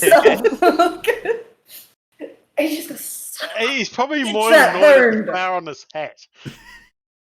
He is knocking that off, but you see he's also shaking his hand out because you notice suddenly he didn't have a leather glove on when he went to grab the pan. Ow. Would you like a drink? Come on. Yes, I would love a drink. Yes, you're probably going to need several. And the problem is he can't take the hat off without suddenly becoming a drow, so he's trying to brush all of the flour off of the brow. Oh, Bjorn, you now have some flour on you. Hey, watch it! Oh, hey. Oh, hey, Jax, I didn't realize it was snowing out there. Aha. Just put your head in the flour bag or something. Take a seat No. out there. I'll bring you out a drink. Thank you. Next time, don't throw flour on me. Thank you very much. Hello there, Nat. Hello there, Jinx. Hello, Uzana. And try to sneak invisible again. Hello, mate. He is grinning. His eyes keep flitting up to the hat and the cloud of flour. I cannot see. Can you remove the flour from my head? Right, just give it here, it'll be alright in a wee bit. Actually, Uzi, my love, you could do it without a cloud getting sorted out, eh? I believe so. Yeah, you'll feel prestidigitation. Mm-hmm. Otherwise, I'm going to be having a coat in me and that, and I'm not really ready to be dusted that silvery yet just yet. You've got to say, though. Greatly appreciated, good lady. Oryx got the good reactions, though, don't he? I wouldn't say that, but yes. We sure would. You miss quite the little swarm in here. Heard. His mother's exactly Lord as came by. Aye. Yes, he came by. His mother, what now? His mother is exactly as I imagined her.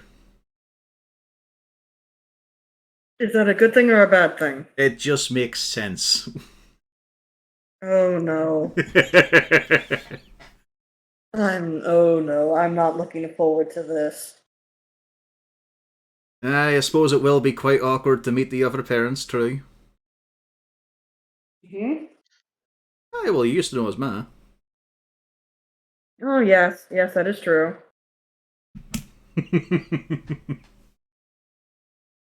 You're gonna have competing insight rolls here on that. Well, just to help matters out, I give J. Axel 4 shots. One of them has mint in it.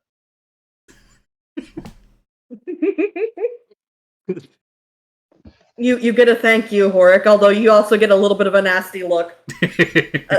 Harton, you can tell quite clearly. Apparently, something happened back there that Jarlaxle is not commenting on beyond the flower. And you can tell Jarlaxle was probing on the exact meaning of your statement, and he picked up immediately what you were implying. Aye. Right, You also have an inkling because holy fucking shit, the man can't roll for shit. And let's be honest here, Harton by now is a well-studied person in drow reactions. You have an inkling that he did not appreciate the other implication.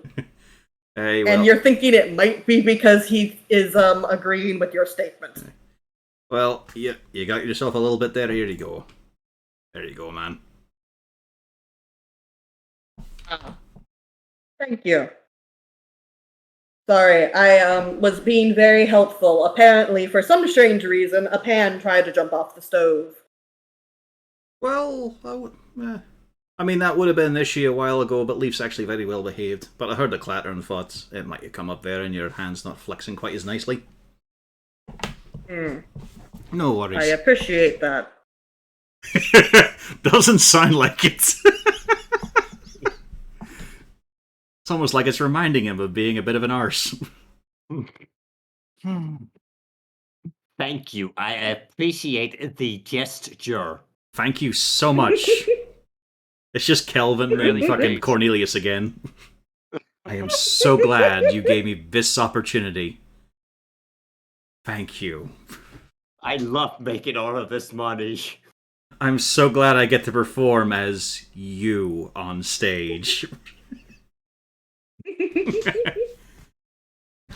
I mean, he doesn't see a whole lot from the hats. To be fair, I see that the kitchen is definitely hopping, so apparently your business is good today. Well, I mean, just take a look around you. The kitchen is going to be overworked. Probably have to restock a bit earlier.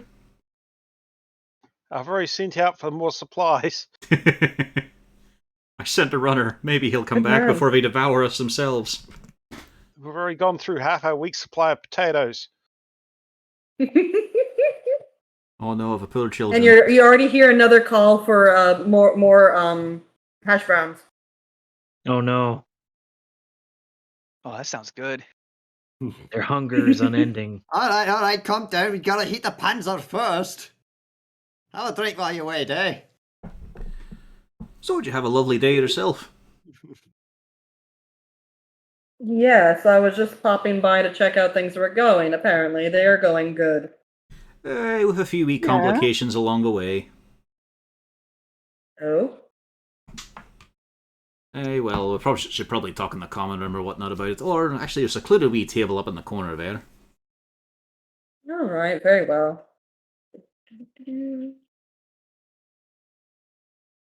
There we go. I mean, Felton hasn't had a chance to... This also means that Jalaxel also has family visiting right now. It also means he is not unconnected to Horik. Oh dear. Welcome to Breaking the Earth, my new short hour members. Technically, Dragondeath does have a dwarf right now. Yeah. Welcome the half-hour crew. And I'll just reiterate, the usual things about meeting the Zents. That lovely conversation. The fact they knew all the details and surnames. Oh, there's a frown. I'd say there's a deep, deep, deep frown. I'd say it was a specific calculated omission, but they didn't mention your name. Because I'm sure they knew it. Considering the specific mention, I have no doubt. Yeah. Oh, this is fun. You gave me something I totally wanted to do today. Well, it's necessary to know. Forewarned is forearmed. I will have to say in response, though, you've put Lou in a hell of a wee situation, the poor lad. Yes, I suppose I did, but to be fair, he does have certain skills that makes him useful in that position. As we both sit back for a moment, as Jarlaxle and Harton both sit back in their chairs for a moment, sipping their drinks and just thinking, I said that, but what are those skills? No, he's going to continue his statement. Okay. Which is, let's be realistic, Harton. Would you ever think that he would be capable of being a ×2 spy? It's not even a case of capability, it might be. I mean, I'm certainly trying to cover for the lad to keep him safe, but it's a case of, I wouldn't enjoy it. And that would show. The point is, very few people are going to believe he's capable of fully doing a job like that. I chose him because he's an idiot. Dumb things. Yes, he's known for saying dumb things. Constantly, yes. So when he does fuck it up, it's conceivable that he's just talking nonsense as usual. Most people aren't going to really take what he says too seriously if he screws it up. Yet the information he can send on over to us is perfectly valuable. I don't see him being in any danger. Well, from the two that I've installed him with. I'll be honest, I see him in danger pretty much all the time. That lad needs a bit more of an education in certain respects, and the thing about them being, seen as mostly harmless and a wee bit incompetent to protect him isn't going to work because he's making a dedicated effort to try and better himself. Once he becomes competent, now he can't make use of that wee gimmick. And I see that happening to the lad. I see him improving enough for it. But if he becomes competent, then that gimmick won't be needed anymore.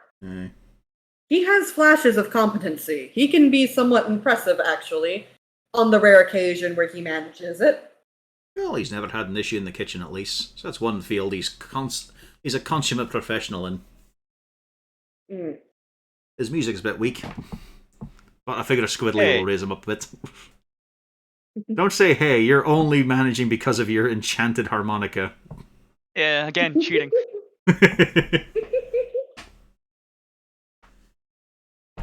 I just have a feeling that this is a decent job for him. He's going to be assisting with the Harpers. He's going to be assisting with the Lord's Alliance. I'm not having him do any sort of large plays. Mostly I'm just having an ear in. As long as they're not given a reason to think he's tied to us, which currently has me mildly concerned considering the Zentarum. On the bright side, I don't think they're on. All right. Yeah, on the bright side, I don't think they're on, casual speaking terms with the other groups. No, the Harpers don't like the Zentarum. The Lord's Alliance does not like the Zentarum. It's just the question of what happens if they decide that they're annoyed enough with me to point out that while they're not necessarily thrilled with the Harpers, that their Harpers are less thrilled with us. Okay. And the constant observation, that's a real issue, that one. Like, he was trying to be as charming and disarming as he could, but he was a right sleeked git. That has me wondering where and who. To be fair, it could be any number of our neighbours. That's mostly what I'm thinking. I think we might have the unfortunate fact that maybe one of these houses happens to be one of their safe houses. I'll put some men on it. This is important now for me, so I'll cover it. Okay. Don't worry about it. Now we got our fun follow-up on the stone and the Nimblerite. Mm-hmm. You want to tell this one, Uzi? Isn't it located within a noble's home? Aye. There you go. The Growlhund. The Growlhund Estates. Aye. Mm. Which Felton did make mention of that you've had a fleeting interest in. Yeah, pretty much the second you say Growlhund, he just kind of sits back. Ah. So she's picked a side then, has she? Well, that's peculiar. She's picked wrong. Getting access would be a bit of a chore. I must say, I've been dealing with a lot of people who speak cloak and dagger and all. I can see why he's like lording over bits of information. I admit I got a wee bit of thrill there bringing that up, but I don't think I can make a habit of it. Yeah, it doesn't suit you quite as much. I don't know. I think there's a few wee things I've cuttered around nice and subtly. Oh no, you are actually very subtle when you want to be. I do applaud you. You can be the loudest person in the room or the quietest, which is a benefit. I mean, losing a lucky position here having two days. There's one Chester Lemon, very nice bloke, and of course I'm having to look after a lad like he's my own flesh and blood. He doesn't look amused when you say that, Carton. Now I have 3 dads. Yeah. He is definitely lucky, yes. Now, onto your Growlhund issue. You're going to have an issue with that one. She is not without her resources. It's not even that bit. It's her standing and the publicity of the area that's the real big issue. Her standing is the main issue. Yeah. Her goal is to become a masked lord of Waterdeep.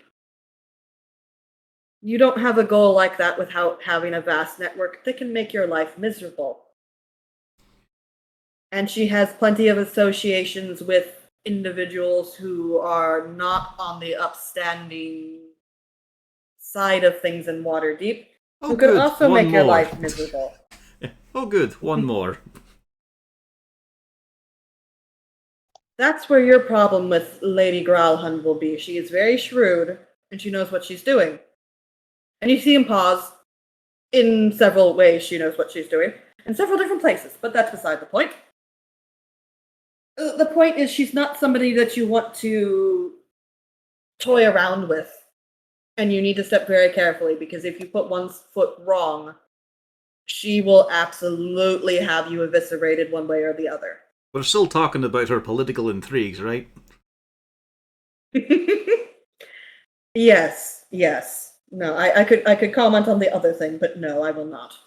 I mean, I won't be boastful and all, but I'll say Uzi is a fantastic study.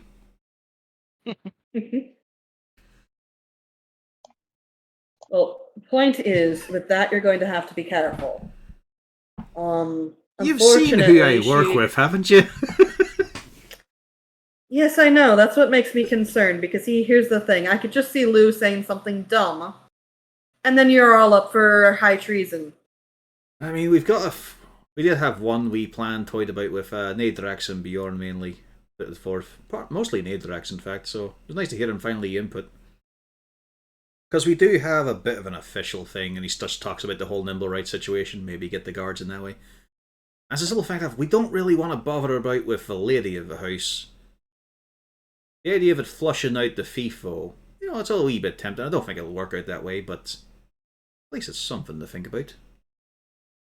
I can tell you right now, I have no doubt that she is likely involved directly in the stone. Oh, aye. If I had any guess at all, because I remember she does know about it. And the easiest way to become powerful is to be rich first. Well, not just that, but she's looking to use the acquisition of wealth from other people to make benefits for her. Aye.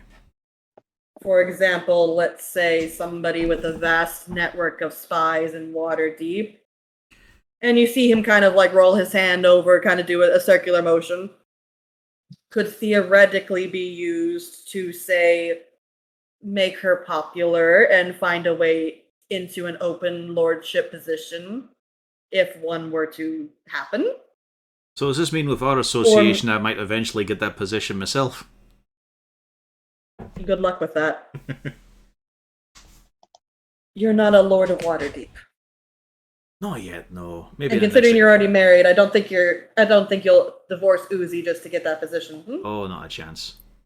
You never know, though. It might be handed out in merit. Very unlikely.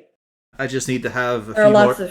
All I need is to do one more good deed in front of Renar, and I'll probably find it my way just from his amazing hype. I think Layrell's a bit more reserved about that sort of thing, my friend. You would have had more luck had Neverember been in charge. He handed them out like candy. Most of them got revoked. So that's a point of call, but I don't know. Oh well. I didn't even want to accept a couple of cards from him, let alone a title. Meanwhile, upstairs, yes. Lou, Nadrax, you're sitting in what was it, Harton's chair? I think you said. Yes, the big chair, the only one that fits a person of my stature. There's a couch. Yes, but it's not a chair. Chair-like. You're not there. But yeah. And you just see Mrs. Lou. Oh, you're the one who ran away for no reason. I have still the disguise from the other. Yes, but but Harton called you out. Yeah, you were called out. How did Harton even know this? Because because all we had in our place were halflings at that point, and then along comes someone big. We had lost. Everyone involved. We had lost our only normal-sized patron ages before that. This is why Lou was going to go out the window. Should have done the same thing. Well, he's flipping through a book, looks up confused. I don't know who you mean. You don't even live here? Elric in the back. I mean, Lou, that's Nadrax. I mean, Lou and Felton, this is a stranger in our house. He could be dangerous. You better disarm him. Use that gun. As he grabs from a holster. Go on, pop him. 2 in the chest. It's fine. I'll just say he was coming right at you. God damn it, I'm not very convincing. Oh, Lou, that's Nadrax.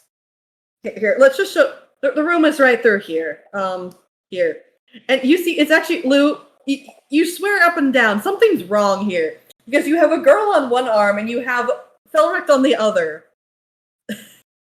As Felric tries to bring you into the bedroom, and she's just kind of following along. There is a very awkward chain going on here. I don't know. He was raised by halfling, so he's fine with seconds. This would be a lot cooler if his parents weren't here. So Nadrak, you see something very awkward where, you are not that convincing. And some parents go after. Yep, they're just following after. It's almost like the mother's completely oblivious. The dad is looking confused, like he's clued into something. Yeah. So, Lou, why don't you show them our bedroom? And you hear him stress our. Oh, you've covered up all the windows. Hold on. And she just runs over. She's opening the window. There, let's get some light in here. We need some natural Make sure it light. stays tacked up. Saloon's just there with his knife out. Every time with this place. And Felric even winces. Most windows. We probably should have picked a different room, to be fair. Like, well, you need a little bit of sunlight. You don't need a lot. I'm only opening this one, okay? Compromise, dear. Compromise. You need a little bit of light. It actually injures me, Ma. Well, just while you're here, she just kind of like pats your cheek. Practically blinds me. Everything I do just fails if I'm in sunlight. I'm supposed to live underground, you know. The gods hate me, Ma. Specifically, but you've gotten used to it. You've gotten used to it, dear. Don't worry. That's what the potatoes are for. Oh, that's what carrots were for. No, carrots are for night vision. Potatoes are for day vision. Oh, I had too many carrots. Shit, that explains it. I should have stopped eating carrots. You'll grow into it. You'll grow into the sunlight, honey. Kiss. Why is he screaming and writhing in the cot? Oh, it's just I opened up the curtains. It's fine. He'll get used to it. They do adjust to it where it's not, violently painful anymore. But it's just they had him as a baby. If she had that attitude, that's fucking worrying. Well, no, you have to remember, Lou was also born on the surface. Yeah. It's just like when they're teething. You just got Lou, do you have any siblings?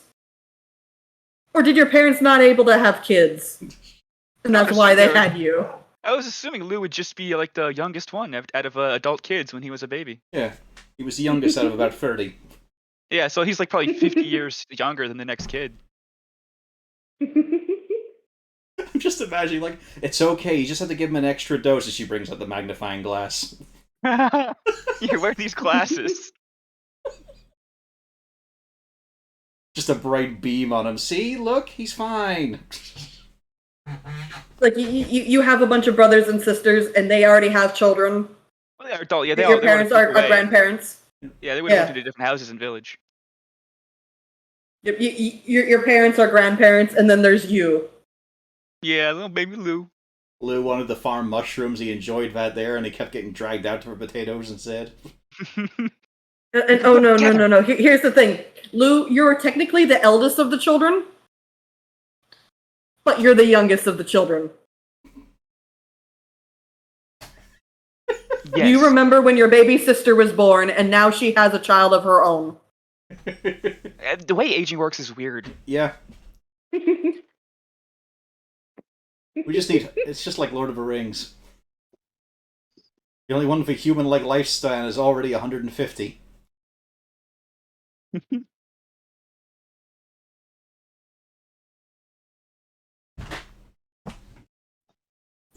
Ah, boy. Nope. Felric is keeping a nice firm grip on you.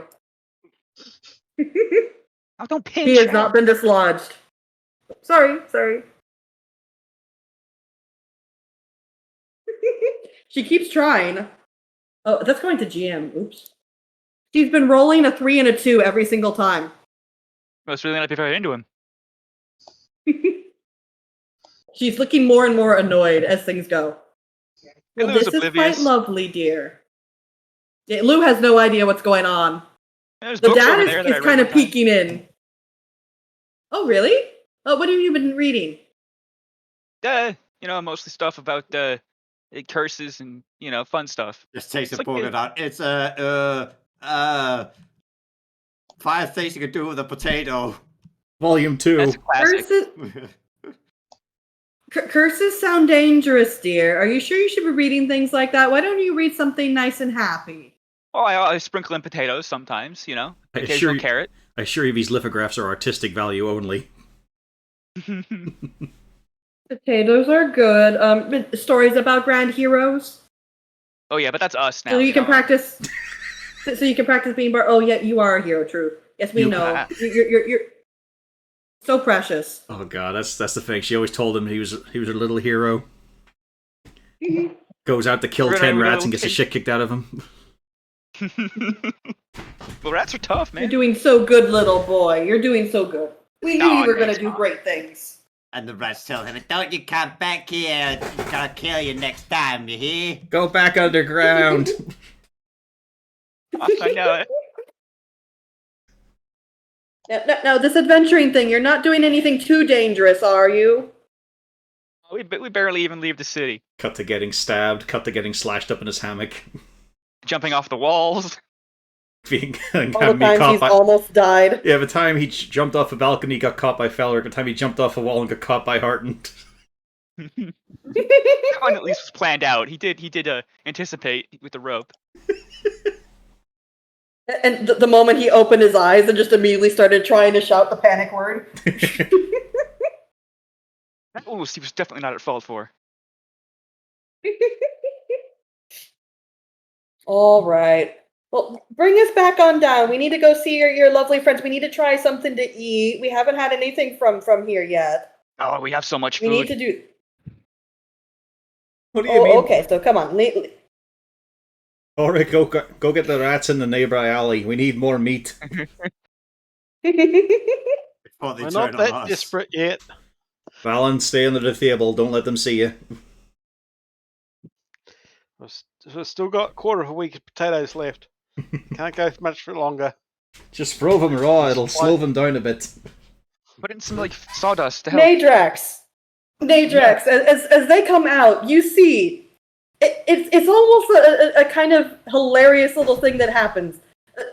Felric is trying to kind of scoot Lou out of the room, and then all of a sudden this little halfling just kind of like shoulder checks and bumps him up and over, and you see Felric gets bumped over, and now all of a sudden she's just next to him, and he's just standing there looking flummoxed.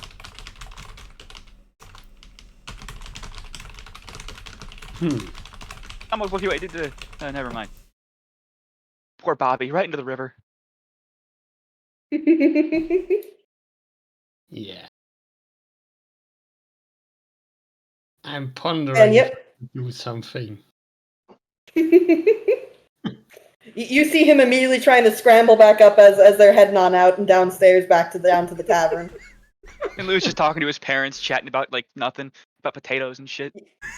And he has no idea that anything is wrong. Yep.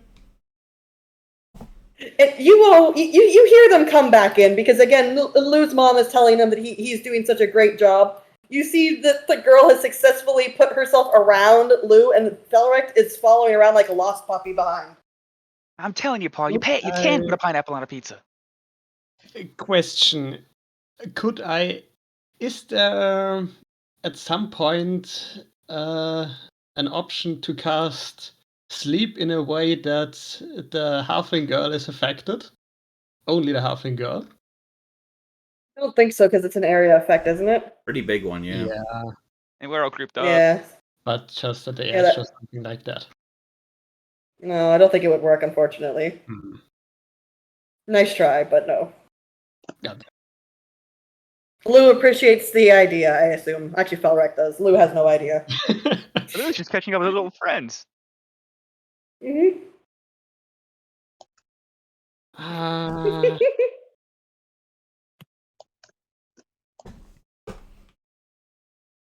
We'll pause temporarily to see if Nadrax has anything he can do to assist poor Felric. Yeah, I'm actually really trying to think of something that is not too offensive to Lou's parents. Because I don't fucking know about what relationship the girl has with his parents, I think.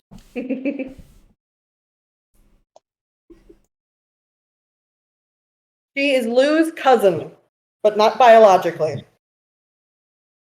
For obvious reasons. Okay. Because Torik's aunt is married in. Yeah. Yep.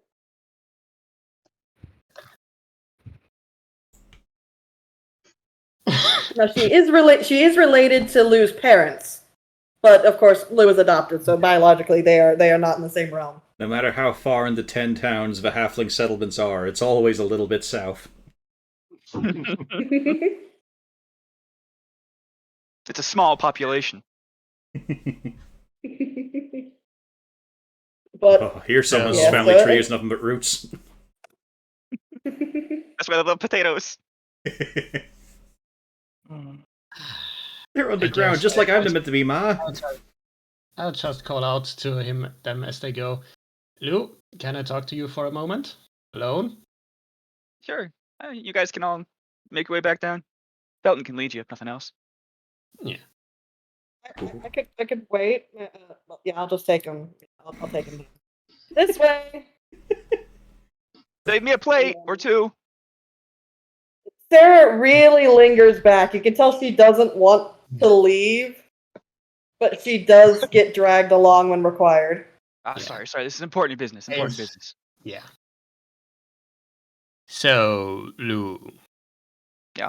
How are you intending to handle the thing between the girl and Felrect? What do you mean?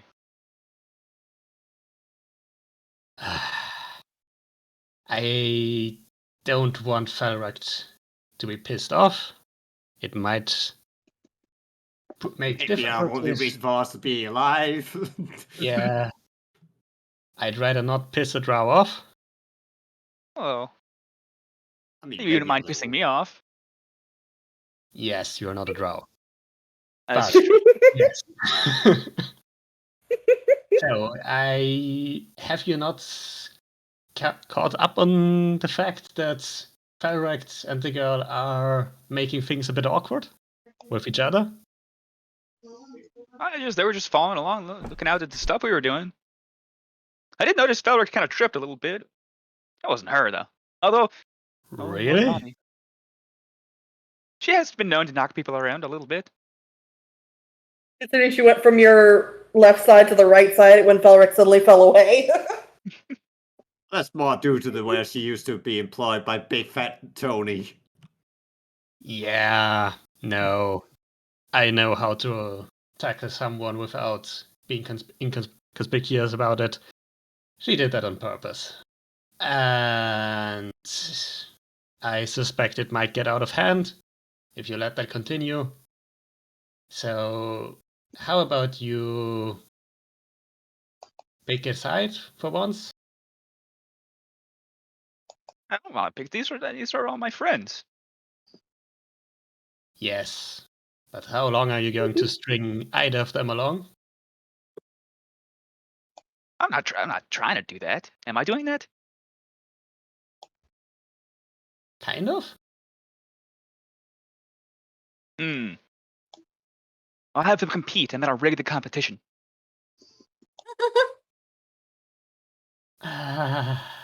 Sure. True hero. Let's go with that. Bro can't Yeah. fault him with that logic. A little bit of Jarlaxle seeping through there. I'm gonna see how useful they are to me, and then pick the one that is. I mean, Felric is more useful. Probably. You never Most know. likely. This one might be an entrepreneur in the making. True. Yeah. You help us buy out the Yawning Portal, and we can own all the taverns in the city. Yeah, I mean, I'm not really sure how to handle this one. This is awkward as fuck. But it's not going to get better when you just ignore it. I know that much. Oh, maybe I'll get some advice from Hart and Uzana. They're married. They know something. They must know something about something. You're Well- right. In fact, we do know some things about some things. They might help you choose at least. What are your intentions toward my drow elf? Yes. Also, be aware, if you choose the halfling, not only Ferrock will be pissed at you, but also Kribek, and potentially Chalax. So, it's your choice. Go on. It's your choice. Just remember, this one has bear traps, and this one is a walk down the road. But it's your choice. Clicks gun. Remember exactly. Yes, absolutely. Turns I'm sure off nothing bad could come of this. Yeah, clicks safety off. Aims at head. It's your choice. You want to borrow this, Lou? Gaddix hands him his gun. Oh, good. I'll just kill both of them. Thanks, Gaddix. Gentlemen, there's downstairs. You all see something very interesting. You see Mrs. Lou flanked by either Felric and Sarah, very nicely bringing her on over to the bar, both of them being as polite as they can be. Well, poor Mr. Lou is just kind of following around like a lost puppy, going, what the heck is going on here? Alright. You've never seen this before, have you? This is amazing to watch. As he nudges at Jarlaxle.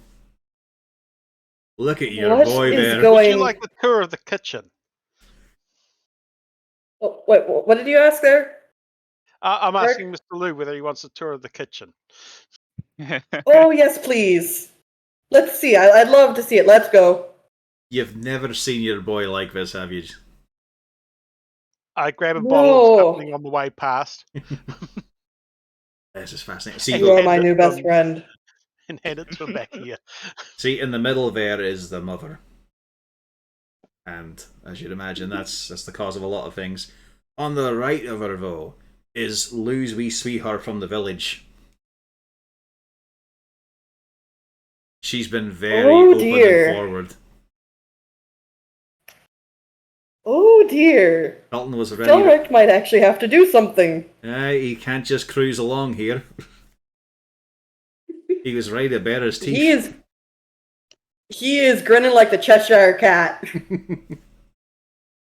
This might get interesting. Let's see where this goes. As I said, exactly like Lou. There's so much of father and son in there. Accidentally from Lou's part. Jarlaxle is just sitting. He's like, I'm pretty sure Felric's gonna come on top here, but still, I'm interested to see how exactly this happens. I'm gonna let that one go. I'm not gonna comment on it, but it's a wee case though. Felton's not really your confident outward expresser. Because they're too used to the cloak and dagger thing, and also may have some issues from upbringing and whatnot. The other girl's not giving a shit. She is reaffirming her position.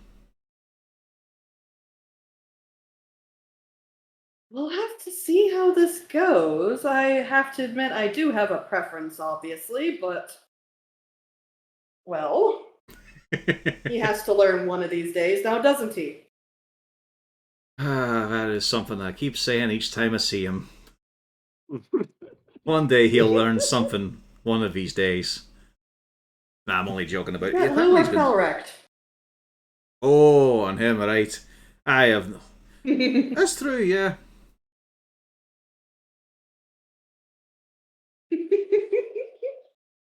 Sorry, I'm Has just getting... Lou made a motion one way or the other on either of those? Lou's barely noticed before Felton had to just fucking tell him. I'm not surprised.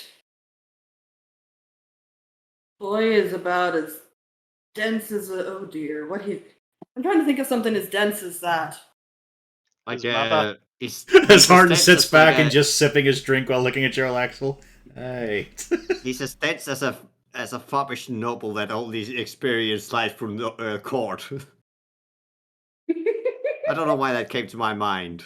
He's like an adamantine golem. That would be about accurate, yes. I like that idea. I was about to ask... Absolutely nothing like his mother. I was about to ask if you're a bit like that, but you really can't be, considering where you were born and whatnot. It's a case of Repeat that for me, because I think I heard that wrong. I am saying, like, I know, like, I can't really ask if you were like that in the past, because with your upbringing, it couldn't have been. Like, that's not a situation where you have those kind of simple interactions. No, no, of course not. Aye. No, in Drow society, no, that's not how this works. It's just they ask, well, correction, they demand you acquiesce, eh? Correct. More specifically, if a woman asks, she doesn't ask, she demands, and you don't say no, or you die. Not quite as fun as this. No, I agree. Although, if you get to a certain stage, sometimes you can play games with it. I've certainly played more than my fair share of games.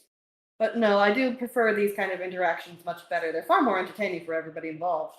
A little less harmful as well, aye. Yes. Lou, you finally get to head on down. Your mom notices when you come down. You really should join the party, Nadrax. Yeah, I'll actually come with him. And Oh, also, good. if you need any help with the rigging, just say the word. I gotta think of a competition first, but thanks. I like how, like, I'll think of a competition. The only thing in his mind, it just keeps rotating. Cooking contest, cooking contest. I can eat what they make. It's perfect. There is no bad side to this whatsoever. Nadrax, are you going in disguise, or are you going to come back as you? I'll drop the disguise. I'll just bring you two on down. Also, have I ever seen any sort of writing from Felrect? Like handwriting? Yes. No. You have not seen a note from him. The only one you've seen write anything so far is Darlaxel. And Saloon. Yes. But he doesn't count. I can forge his signature to incriminate him in a crime. Wait a minute. Alright, You two enter. You can see that Mrs. Lou is being absolutely pampered by two different individuals, one on each side. Lou will take the opportunity to make the rounds and actually have a short conversation with everybody. It'll take him about an hour and a half, I think. You see both of the individuals are keeping a very tight eye on you, Lou. As you walk up, considering his options. And as you walk up to the top corner, your two dads are grinning. What is the halfling girl's name again? Sarah. Sarah. Alright. With an H? Horrocks considering getting Mr. Lou totally drunk as a distraction. Ooh, dangerous. Very dangerous, Lou. You're in trouble here. Yeah? He is not. He actually does cut himself off, and he wanders on in, looking around like he's trying to figure out who he needs to sit with. You know where he's coming. He needs to go up in the dad corner. Does he get called to the dad corner? He doesn't know he should be in the dad corner. I hardly wave him across if he's looking a bit lost. There's a natural gravity up in that corner for dads. If Harton waves him on over, he does come over. If you got a grill going, Axel looks uncomfortable. Yeah. Yes. There's a temporary discomfort there for a moment. Like, we have a new person up here. Aye. This is my mate, Jax. He's just a frequenter of the tavern now and again. Jax, this is Lou's dad, Chester Lemon. Ah, yes. Hello there. It's good to meet you. Your boy has certainly done a lot of interesting things here. Boy, has he. Oh yeah, he's a competent boy when he puts his mind to it.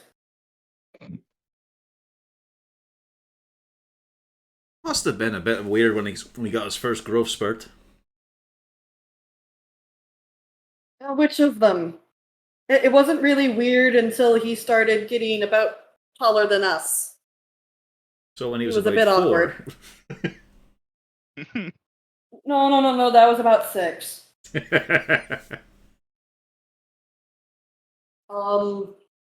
And truth be told, I will admit we weren't entirely sure. I mean, we've raised plenty of children prior to this. It's just that Lou. Well, obviously, we don't know too much about raising a drow, so we had to kind of make things up as we went along. And the wife. You did a fine Pardon? job. I mean, I've looked at that lad, and from the few moments I've known him, he definitely seemed more of a halfling in heart. Oh yeah, no, he fits right in perfectly well. It's just that he's a bit spoiled. Oh, yes. My wife, she hasn't really spoiled the rest of them, but I think the main problem was we know that they don't age the same, so it's kind of hard to judge exactly where he should be and things. And sometimes I think she still treats him like he's, the equivalent of a 10-year-old. No, I can see exactly where she comes with that, eh? That does not seem an unreasonable attitude in some ways. I think that's partially our fault. I mean, he's a nice, friendly lad. Mm-hmm. As he does not say, he's also a bit fucked up and violent and always thinks about murder. He's got a good heart. I just don't know if his head's always in the right place. Oh, it's certainly not, but you get that with time. Apparently, he's not even a full adult. He does not mention it's about 3 months until he is one. In elf terms, he's still, immature, still finding his feet. And of course, the big city can be very distracting. It's hard to find yourself sort of in that way. Gotta get settled. Gotta be surrounded by good, supportive people. I'm glad everybody here seems very supportive, and he looks back over. What's the story with the man? Which man? The points at Felrecht. Oh, right. Oh, they've hit it off. We've worked together a wee bit now and again, because we get the odd job now and again, a wee bit of a quest, and we're slightly urban adventurers in this case. And Felton we met, actually he's working on some of his ships down the docks, and we had this lovely lovely parade and all we witnessed. And they just got to talking a wee bit, and they get along very well. He's definitely got an eye for him. They're staying in the same room. Well, that's currently because we had a bit of a break-in, and Lou's own room got a bit tore up. Oh, don't tell the wife that. Don't tell the wife that. The next thing we'll know, we'll be having to pay out for a hotel room for him. It was a real shame that the intruder wrecked up the room the way he did. Oh, the intruder. Jarlaxle just looks at you and starts grinning. Yes, the intruder. Exactly. Are you sure it wasn't the defense force? No, not at all, Mr. Jax. With that tone of, I'll fucking drop you in it if you keep trying. And he just goes, I swear when Felton and I came here to assist... it's lovely to know that Lou had a nice supportive father growing up. That face drops. You're pushing it too far. Yes, it's good he did. And will continue to do so as he gets older. Lou's dad looks very confused at all of that. He can tell something's gone over his head. Nah, I didn't have much of a... life does. It's just I didn't have much of a good upbringing myself. But I can definitely tell that lad had a good family. I mean, as you're saying, a wee bit too good in some ways. What, being grown up between in a family of murderers and raiders. So not all that different from Drows, really. That's the thing, like, there's raiders and there's murderers. As you look from one to the other at the table. He must have got himself into some scrapes, because the lad doesn't usually think before he runs about into something.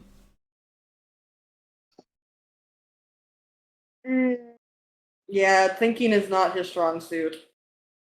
He's very impulsive. He just kind of does the first thing that pops into his head, which is not. It can go very well, don't get me wrong. It can also not go very well, and, well, it didn't help that anytime he does something that doesn't go well, immediately his mother would go running off after and fix it. Were And you then able to give? reward him by usually giving him a cookie. Aye, so you weren't able to give him a good strong word now and again? No, because the second he started crying, she'd be on it. Yeah, I'm definitely seeing that in her behaviour, and she's trying to keep you well regimented here. She's not looking heavily sip. Hork, the deer already has given me a drink here. Thank you. And you just. I'm just saying when it's safe. Oh boy. No, she means the best. She wants the best for him. Just she can't. And it's only been him that's really been like this. I think it's because she just can't let go of the fact that he's not a little boy anymore. Because he was still acting like a little boy when he was 30, and it's a bit of a shift for us. Apparently he's about 70, and he's still in that camp a wee bit. Oh, he's older than that. 80. 80, what? I'm 81 3/4. There we go. But at this point, Jarlaxle just leans over, and you just hear, I thought you said you didn't know how old you were. I guessed. I mean, it had to be, right? One of them. A number. You see Lou's dad looks very confused. He said he didn't know. He knows exactly how old he is. Well, not how old he is, but how old we say he is, because we just do his birthday by the day we found him. He got floated down in the basket. I must say, that was a weird wee bit as well. So we happened upon this wee weird magical artifact, and we're actually able to ask it the wee questions and all. See little images and all flit up in the head. Actually got the glimpse the drow woman who was the blood mother of Louver, including the wee basket. Apparently you've still got a hold of that too. Oh yeah, we've still got it. Do you expect her to let it go for anything? It's just very, faded. It's unfaded. It's light pink instead of the red trim. We usually use it for crochet notions and bits she has. Fair enough. You're lucky she was about ready to bring about 40 blankets down for him. Well, I convinced her against that. I mean, we could have done with about 20 or so. 40 would have been a bit much. You're right there. Oh, you haven't seen the size blankets she makes. A lot of knitting time, eh? Well, crocheting. Let me put it this way. It would cover you and around, and probably your missus and around. It's not a terrible thing. But, I mean, like, his lovely nature's been quite helpful as well. Like, he gets on fantastic with the kids. Like, I'm actually curious. Oh, yeah, no. Where'd he get his wee musical leanings? Was that part of the family, or just something that spurred into his head? It was a flight of fancy, and we had one of our, at the moment, we'd had a tavern individual who, he didn't stay very long, but we had a bard, and he was learning from that, and then, that was a flight of fancy that I could get the wife behind, so she encouraged him. And when we went, we set him off, we got him that little harmonica when we sent him up to the bard school.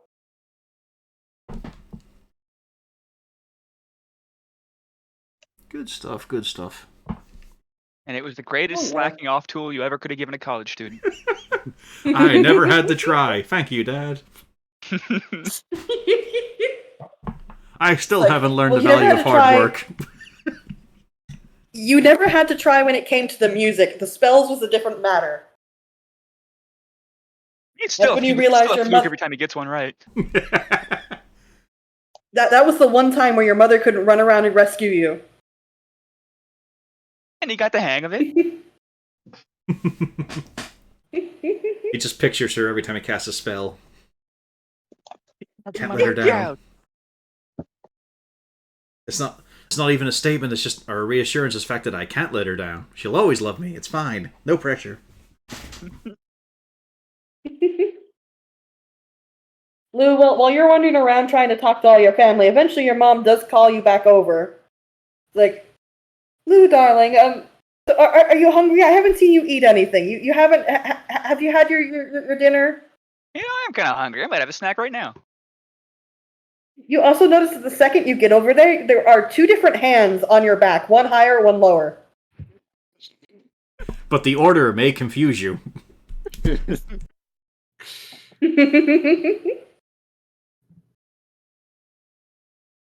And down. neither is Space over here. inappropriate. You see Felric grinning like the Cheshire Cat, and the girl is frowning. Oh, there's no more seats open. What am I gonna do? Well, no, unfortunately, Nat has relocated because she's actually trying to do some work. Hey, yeah, little. Don't worry. You need something. It's a drink, all right, miss. You're a bit of frowning you. No, everything's good, thank you. And you see, she gets up on her seat, and she's just leaning a little bit against you, Lou. It is fascinating to behold, isn't it? Like, I've seen a lot of creatures that stalk their prey and hunt them down. I've usually been the target, actually, a few times, thanks to Bjorn, for fuck's sake. But you can see, like, there is the cautious stalker with Felton. But then there's also the brash predator there with Sarah. Because if she knows she's got the chance here, if she just lunges right for the jugular. So she's toying with him a wee bit.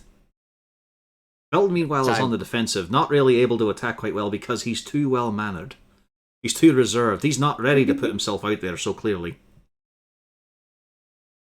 Every time Bjorn passes around this area here, he always have to check to see if there's something wrong with this frost room, because for some reason this area feels so fucking cold. Lou's dad just kind of gives a little bit of a nod. She's definitely... she could have the pick of any boy in the village, and they're all trying to take their pick. She is playing all of them like a fiddle. Alright, so Lou wasn't even a... Well, maybe he was. Like a notable number among them. Oh, she definitely was trying with him before, too. Thankfully, the boy is a little bit dense, so I don't think he really understood how much. Oh, there's I'm no not need... really sure if she really was... There's no need to I'm undersell not sure it. how much she was seriously... Aye. Oh, go on. I'm just saying, there's no need to undersell it. He is completely clueless. Yes, unfortunately for him. He was actually quite popular with a lot of the girls. He just wasn't aware that he was popular with the girls. I'm actually surprised she's coming on this strong. I guess she's made a choice, because before I thought she just kind of thought he was a curiosity, maybe. I think it's the fact she's seeing the tavern, the big city, and not the little farming village. Yeah, I think maybe she sees now that there's a potential larger gain with Lou. She might be throwing her lot in. Bjorn, next time you walk by with the drinks, you're not sure what happens, but one of the flagons just falls right on over and right on top of Sarah. Shit. And there is a loud shriek. Prestidigitation. I can't do that. Fuck. Oh my god. What a torrent. What a terrible waste. Yeah. Ma'am, here's a straw. Don't you I'll worry. lick it It's off. right there for you. Don't worry, Sarah. Lou will lick it off right now. Oh. No. Is the checkerboard in visible range? Is the what? The checkerboard. Yes, it is. I'm so sorry. Alright, Alright, has it moved? It has not moved.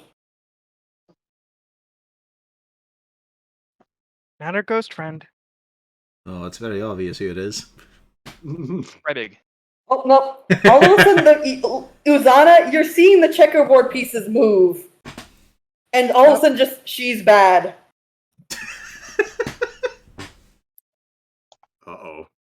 Hmm. That's not good.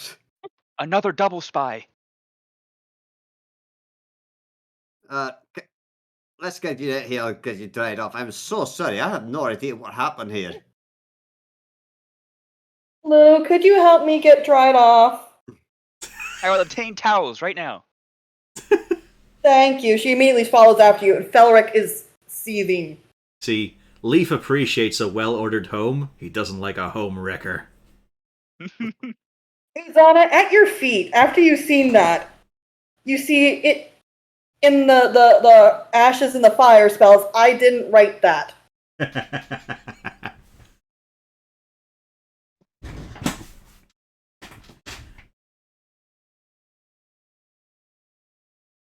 Wait, Something what? else is going on here. How many fucking invisible drow are in this here? Only 4. Is there another ghost we didn't know about? We haven't killed enough people for that. Oh, another friendly ghost. Pieces now say he lies. Which kind of defeats the entire point, Yeah. because if he lies, then clearly it's not the same person. Oh, wow, Lou lies, obviously. That's what he's talking about. One of us only tells lies. One of us only tells truth. Him liar. Well, the one who explained it to me has to be one to tell the truth, or else it's a lie. Jarlaxle is grinning like the Cheshire Cat and just kind of leans over. That didn't go exactly how they expected. Well, that's part of the fun, isn't it? The unexpected, the chase, the potentials. I'm not sure Felton's doing quite so well here, though. He needs to step up his game a wee bit. You know, just a wee bit. And I'm also We'll see probably what gonna... happens. I mean, the better temptation is just to spare both the girls. The problem is to just have Lou fucking man up a bit. To at least know that they're both got a solid interest in him. Do you expect Lou to be able to do that? If told directly, possibly. Like, the And lad's then not, you see the lad's not a walking disappointment. Mr. Lemon just kind of looks over. It's not that he's a walking disappointment. It's the fact that I don't think he knows what to do in a relationship. He's had kind of some. Have you never given them the talks in? I tried. It just never goes very well. And then, of course, the missus is constantly, fussing that, oh, no, he's got plenty of time. And ugh. I mean, she's not wrong. You can't fault her on that bit. That is a correct answer, really. I think he should have had the talk by now. And then you just see Jarlaxle. Yes, he should have had the talk by now. Aye, he'll definitely get the talk soon. I'm not doing it. Was that Chester and Jarlaxle saying it both at the same time? Oh no, that was just Jarlaxle. you get it very firm. I'm not doing it. Aye, don't worry. You're right with that. I can probably handle that. I've been responsible for a boy for a wee bit. At the least, I can say it with your missus not in the room. I don't think you've got that opportunity. That would be correct. So does he like the boy? Oh, Felton, aye. The two of them get on very well. I'm not really sure if it's a fully romantic thing, because of course that's all in Lou's own head and all. I don't ask that directly, but it's a case of... He doesn't seem against anything of that there, but then he just cruises on through with his own wee thoughts, doesn't he?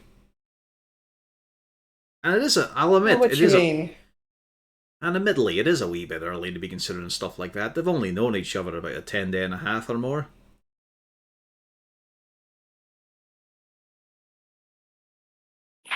Fair enough. So Lou, you come back with Sarah looking very, very, very... She's very pouty, but in that sweet kind of way. Like, how dare that dwarf spill some booze all over her? Good thing you made it all better, Lou. Yes, she's very grateful that you were ever so nice to help dry her off and clean her up. I tell you, no, lad. If you want to get it off, you gotta use some force, not this there's not this fancy things with your light hand. Really get in there, otherwise it's just gonna get stained into the clothes like this. Squish that I'm halfling. good. He has already cleaned me off. You have done enough, thank you, good dwarf. What are you talking about? The back here is drenched. Oh shit! I did it. You see- There, just fucking patting her with that towel. You must have some experience Lou, cleaning up people covered in booze, huh, Yarn? Hey, Lou, she has scooted right on up next to you. Like she is glued to your side. She's still kind of damp. Ugh.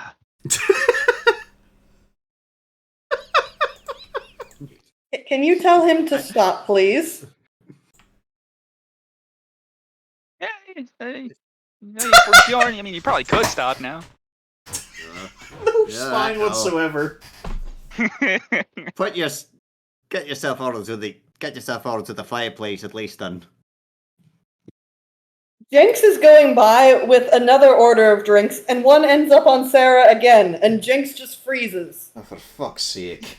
That was pretty cool. I didn't even see you do that. Good job, Jenks. High five. It flew. I did. Exactly. It was like magic. You're learning real fast. No, I didn't do that. Sorry, miss. And she's just looking like, what just happened here? Because she saw it. She saw it coming, and it just flew off. Yeah, I think we're gonna run out of towels. Hold on, I'll be right back. You stay here this time. Yeah, well, maybe move away from the bar, actually. I'll sit on the end cap. The nice man at the end will switch with me, right? And she's looking at Felrecht, and he doesn't say a word. I've actually never seen him be nice to somebody. He looks startled and looks at you, Lou. Except for me. He looks around, like, wait, what? Harton, Jarlaxle leans over. What did he just say? Right. Here's the thing. In his mind, those words formed together. In any order whatsoever. And then they just fell out of his mouth. And that's what they fell out as. He's a fucking idiot sometimes. He really is. You just see Mr. Lemon nod sagely, like he agrees with everything you just said. You really want to support the lad. You want to tell him he can do better and he's improving all. But then he says that sort of shit and it's just... You've got to let it sit in the air for a bit and just realise, am I making the right choice here? Is this the man for the job? Is this someone I can put my trust in to rely upon? It gets hard to answer when... I mean, it's fine when you're on the farm and you're just hauling in the harvest and whatnot, but we're dealing with people with knives and blades, people with crossbows and dangerous threats to our lives, so it's a bit tougher to say yes, and I can't really get rid of that question mark. But in short order, eventually Miss Lemon leans over. Selton, dear, would you switch on over with her? Apparently, I don't know what's wrong, but she's a magnet for drinks tonight. And very begrudgingly, there's a swap. Also, Mr. Chester, would you swap with me for a wee bit? I want to get a little closer to a fire here. Oh, sure.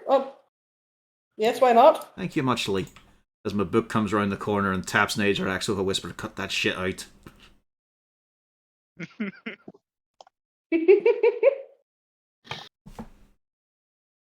He looks at him a bit confused.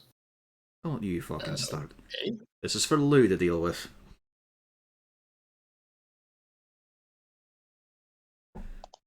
I can't spell it, but I know your mage hand is a bit fancier. I don't know what you mean.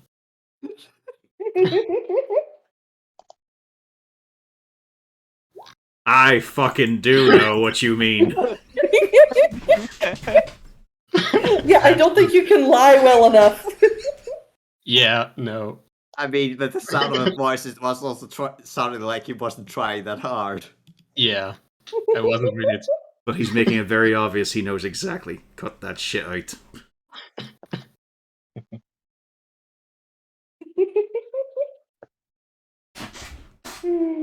I'm grumbling.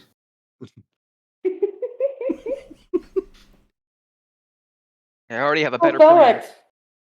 Uh-oh.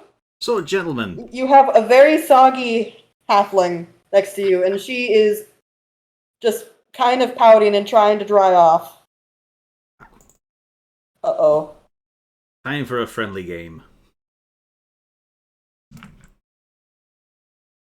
Oh dear. Mr. Lemon is down. Jarlaxle is down.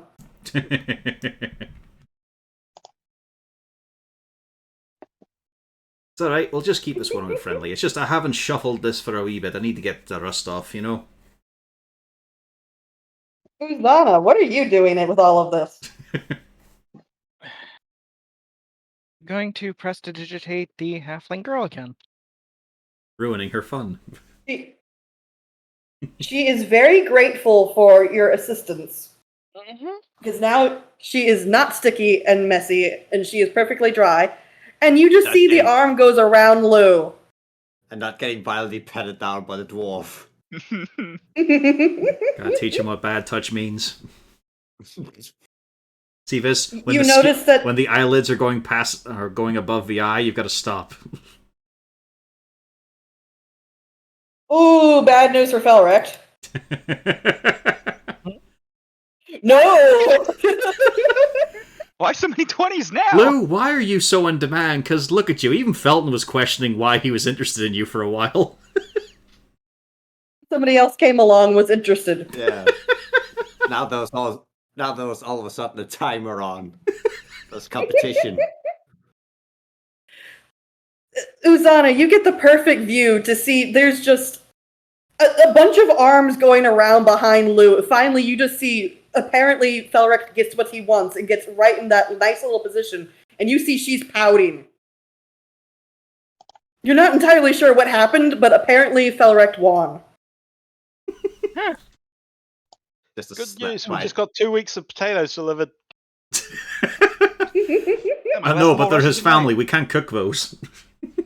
Oh my god! Is that Uncle Ben? Mr. You're Warwick?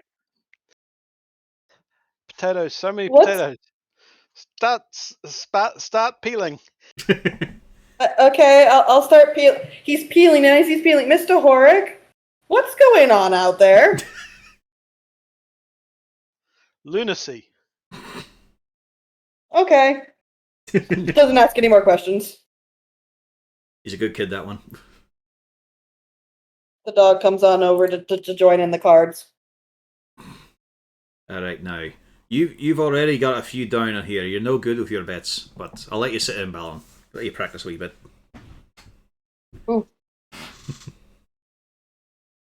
Hey, look, I could do with getting another wee pack. I was thinking of some regional artwork and whatnot. You must have... Actually, that could do a wee thing. See if there's like a Luskin specific little brand of card. Make the ones Oh, up. what are you got in mind? Oh, no, nothing. Just a collection sort of thing. You know, I've got, as you can see, a few of these here are a bit mismatched and whatnot. Be nice to get sort of dedicated. I could get a Waterdeep set. I could ask our mate Zord about a Luskin set, maybe. Go to yourself. I know you've come around that way a few times. I'll ask about it. I'm sure somebody has a full set. I know our friend from the ship, the captain, probably has a set.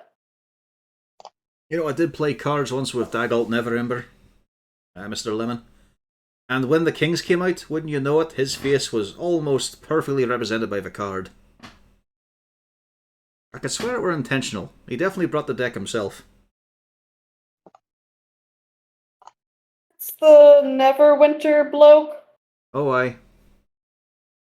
Oh yeah, we don't like him around there. I could imagine why.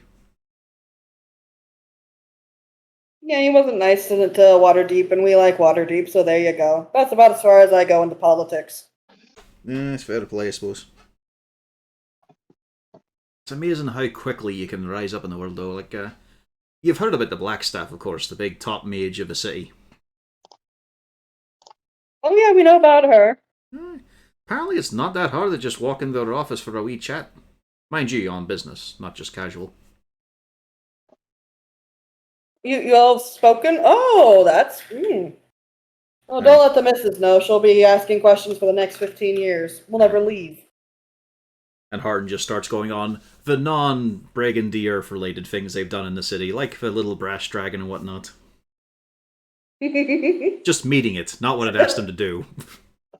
I was about to say. Yeah. The brass dragon comes up, and you see Jarlaxle's eyebrow goes up. But... Alright, so Bjorn, what are you doing now? Just trying to keep people filled up with drink. Like, I imagine it is just way too busy to kind of keep a casual conversation going with all the halflings that are ordering.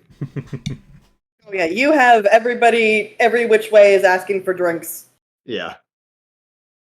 Gaddix, what are you doing? After the coffee, he's gotten fixated, so now he's trying to affix a milk dispenser to Kago as well. Where? What's next? Lemonade? And the fudge dispenser. Yeah. Might as well have an ice cream sundae thing. Why not? We can have the teeth be fucking peanuts. What? No. Oh, you pick a peanut out of the mouth and put it on the sundae. No, perfect. You give Kago a heated jaw and replace the teeth with corn kernels, so he just looks like he's frothing popcorn. We should just make a second Kago just for food-related items. No combat stuff. It doesn't need as many functions. As long as it can walk and dispense food. It's just do all the things. It's just fucked up that everyone else is just eating a packed lunch at the picnic and all, and Gaddix will only have his food through dog-shaped implements. His little metal lunchbox is a grill, Yeah. His little metal lunchbox is a chihuahua. His barbecue is a basset hound. His knives and forks are skinny representations of greyhounds. Lou, your mother helpfully informs you that the entire family has a place in an inn nearby. They pretty much rented out an entire floor, considering how many they have. One of the nearby inns is very, very happy with them right now. Let me give you a few more gold to cover this part of the stay. Oh, you don't have to, dear. That's so sweet of you. See, I knew I raised a very loving and thoughtful boy. And you just hear Sarah, yes, you are, aren't you? You're so generous to your mother. It's less impressive when she does it. Oh, I remember that. I remember those plates. Holy shit. I just like how we're once again going into the Home Alone aspect. Because, of course, he's got the fucking McAllister clan. Just way too many relatives in one building. This isn't half of them. Yep. Was Donald Trump gonna randomly walk by in the hallway? No, they edited that scene. He was in fucking Home Alone. Holy shit. Yeah, that's the only way they could film in one of his hotels. Yeah, he takes every opportunity to pour himself out. It's just the only difference was that in this part they just forgot to edit him out. Because that's what every other movie it does. They film a scene with him and then they just edit him out. Because it was just like, oh well, guess you didn't. We had to cut something, and well, your little scene just didn't add a whole lot. Yeah, it was the least important thing that we had to cut out. And back to the bar. So she just says, yeah, so maybe we'll be able to see you in the morning. You can see us off or something. That'd be quite lovely. Oh, you can. There's so much to see in town, but we're gonna serve breakfast early. But I know a good place. Oh, good. That's what I was hoping. I knew my boy would come through. They got the best pancakes. The best pancakes. You see, she kind of turns around and she's looking around for your dad. Oh, cards, really? Next thing I know, he'll be drinking. Oh, I'm sure he hasn't done that already. Oh, okay, it's your just- father. He's just ordering cough syrup. It's fine. Who's the elf back there, Lou? Oh, he's a regular. He's Jax. He's pretty cool. Hey, actually, he's Oh. partially responsible for this hat. He hooked me up with the guy who sold it to me. Oh, I do have to say that is a lovely hat. It does It's really fit you. Yeah, I think it goes with the hair, you know? Right. I hand around a lot of drinks around the card table. All right, Horik, do One your was QTE to help me cheat. Including Do one you need drink, help which is cheating? one No. drink of coffee. Well, it's in a coffee mug. It may not be coffee. Don't have an open flame near it. Yeah. No, Mr. Lemon says you are a saint, good sir. he is. He's a good. And He I won also this. and also around the bar snacks. I've never seen a halfling tear across the floor like he does. How come the dog's winning? Well, I'm doing him a wee bit of a favour, you know. Gotta build his confidence up so I can rake it in later. I haven't seen the dog lose yet. I think he might be being played. Oof. Don't think he's really getting it together here. Alright, 2 more bits of popcorn, because I've got a strong hand here, I feel. I raise. I guess the idea, just betting with snacks.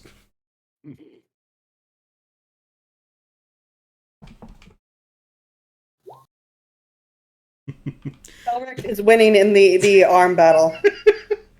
Eventually, Yeah, she's that gonna is- grab. One of them's just gonna grab the other, and her wrist is gonna snap. Maybe they'll start holding hands and they'll realize they don't actually want Lou. That realization may happen, yes. That would be It's the only way hilarious. Lou's gonna notice. Lou hasn't noticed the arm battle behind his back. Maybe people like, put their hands on his back. It's the thing that happens. As they just look into each other's eyes, and a realization comes: why are we competing over this? Lou, eventually, she just gives up on the koi stuff. You feel a hand go, and you feel a light pinch on the bottom. Fuck that. Thanks. Look at that. No, I've been attacked. Not the painful kind, Lou. Who was that? Not the painful kind. Felrect is shooting dagger eyes at Sarah, and she's looking innocent and sweet. Dagger eyes, an actual drow weapon. Lasers. Uzana, you saw that. Clear as day. I mean, I imagine there's probably also a lot of alcohol that's gone through these 2 parts. So I imagine it's only going to get worse and more bold as the evening goes on. I heard about this thing in the city. It's apparently popular called a thruple. Have you guys ever heard about that? Ooh. What now? I don't know. I heard some people talking about it by the docks the other day. Lou, wash your mouth out with soap. What? Right now, go. What did I say? What did I say? No, go. Go. I'll explain later. Go. He'll go upstairs.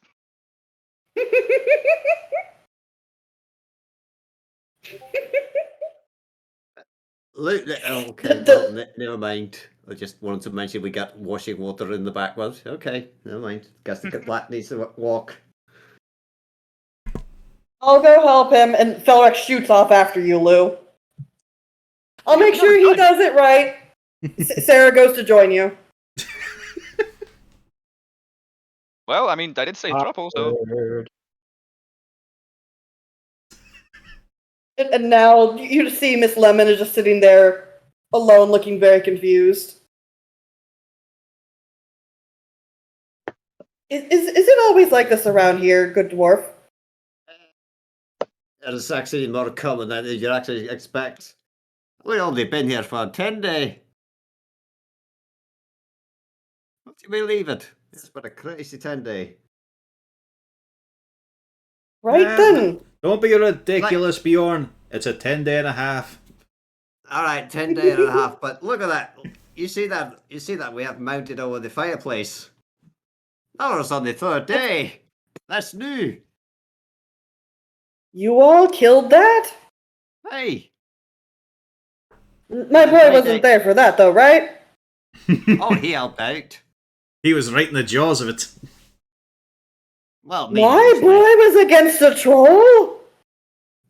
How dare you let him go up against something like that? That's far too dangerous for a young boy like him. To be fair, we were He's out practically a in the baby. street. To be fair, lady, we didn't have much choice. We were out in the street. It came us. I was doing the troll festival. You should have sent him back inside. That's far too dangerous for. He's practically a The baby. rest of the children. Yeah. Uzana, she's reaching out to you for opinion. Isn't he far too young to be dealing with something large like a troll?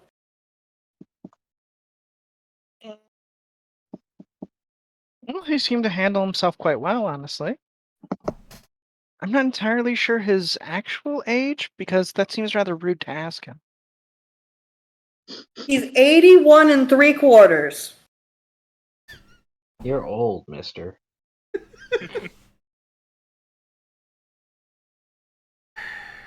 Or just sighing as He's he hears that far number. too young to be dealing with something like a troll. Well, miss, there were plenty of us around. Besides, the troll was much more busy gnawing on me. And that Well, was the last thing it gnawed on. Well, let's see. That's a little bit younger. That's about 17 in human years. So, no, usually strapping young adventurers set out as once they start to reach maturity. Usually the call of adventure usually hits at the early teens, and they keep going from there. Has he gotten hurt? Harton just drinking deeply from his cup as he ponders. Is Axel does the same his own thing. sword? Hang on. Nothing serious. Let's see, where is it?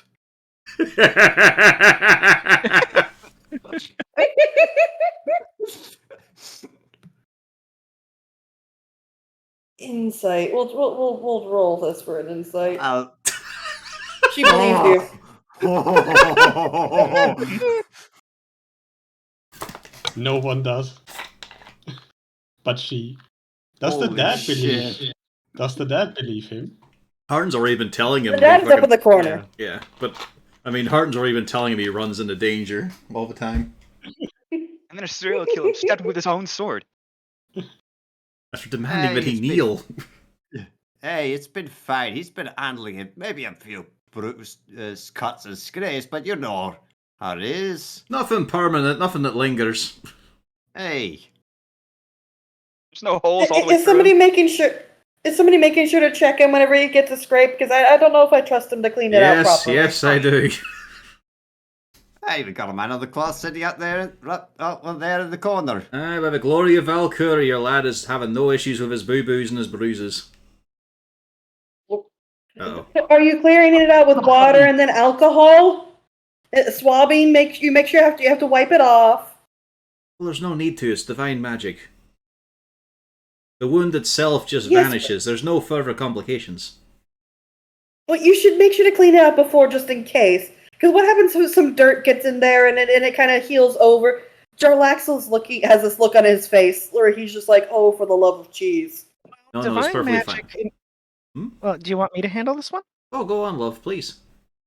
Divine magic enhances the natural regeneration of a person's body, in which case then the immune response continues at a much faster rate.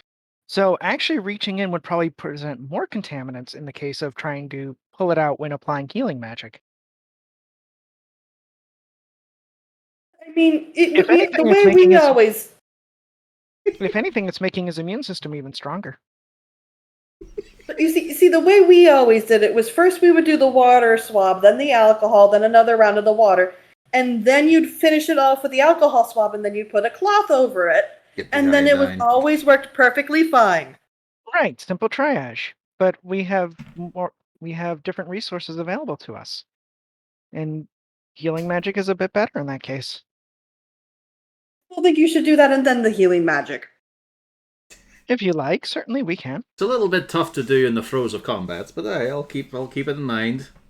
Well, Is we he can getting certainly hurt in do it combat? after. I heard he was only getting a scrape. Well, we're adventurers and swords and whatnot. I mean, as Bjorn said, like, the troll skull itself, we had to pry that from a living troll that attacked us. And Lou was there to help defend the children to make sure not a bit of harm came to them. Along with our glorious neighbours around the street and whatnot. Trying to think of our other combat encounters as a group. There haven't been too many. Like, Lou has been off by himself for some of his deadly bits. Well, I mean, there is the obvious one we could list, but I don't think we should list that one. Anything to do with Saloon. Yep. And I mean, we were doing good work as well in the the city of the dead, the lovely funeral thing.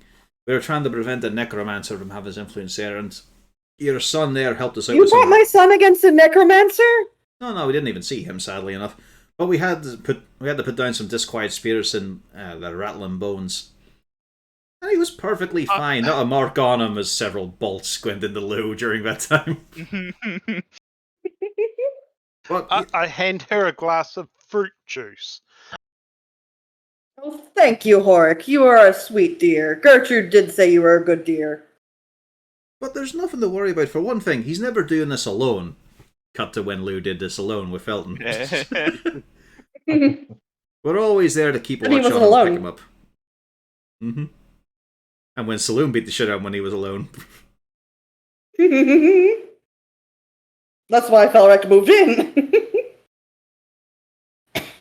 But So you can't protect him from absolutely everything. I know you want to, but it's a case of sometimes he's got to scratch his knee when he's running about. It can't be avoided. As long as it's nothing too dangerous, okay? The fair broadness of things, not really. You promised me, Mr. And the finger is going up in your face. Which is very, very weird because thankfully you're sitting down so she can actually point up there. But you promised me, Mr. Nothing horribly dangerous. You're not even the first person who's made me promise this about him. I promise your son will come to no lasting harm. Who is the last person? Well, you know that lovely man sitting beside your son. He wanted to make sure that he'd Felton? be kept. He wanted to make sure he'd be kept all right. He's quite sweet to him. Oh, he is? Hey. Oh. As he glances Doesn't to he know Axel in the that? case of, well, this is going to be fun as I complicate this. Yeah, Jarlaxle's not sure if this is the correct decision or not. He is definitely hedging his bets on this. Does Lou know that he's sweet on him? Aye, that he does. Mainly because we had to tell him.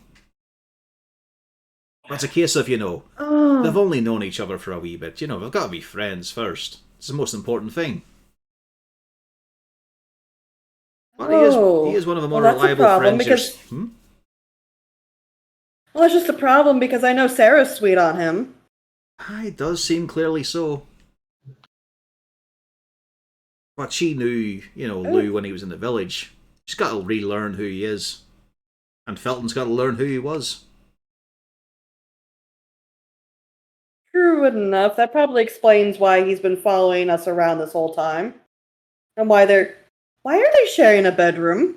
Well, that's because we had a bit of a mishap in his bedroom, so it's getting renovated. And I mean, Felton was just staying with us temporarily, so we hold him up in this. What mishap? The windows got a bit busted up, so we're just having to replace them. It's going to take a while. There was a lot of wind around. The shutters weren't properly repaired from the previous owner. They sort of knocked around a bit and broke a few things. Is this house dangerous? Do I need to get him a hotel room, get himself safe until, it gets fixed up? No, he's probably secure now. He's probably safer here than there. Aye. No, it's getting a wee bit of a rethink. And we had Felton this. Was he in the room? Was he in the room when the windows had a problem? Aye, but I mean, look at him. There's not a mark on him.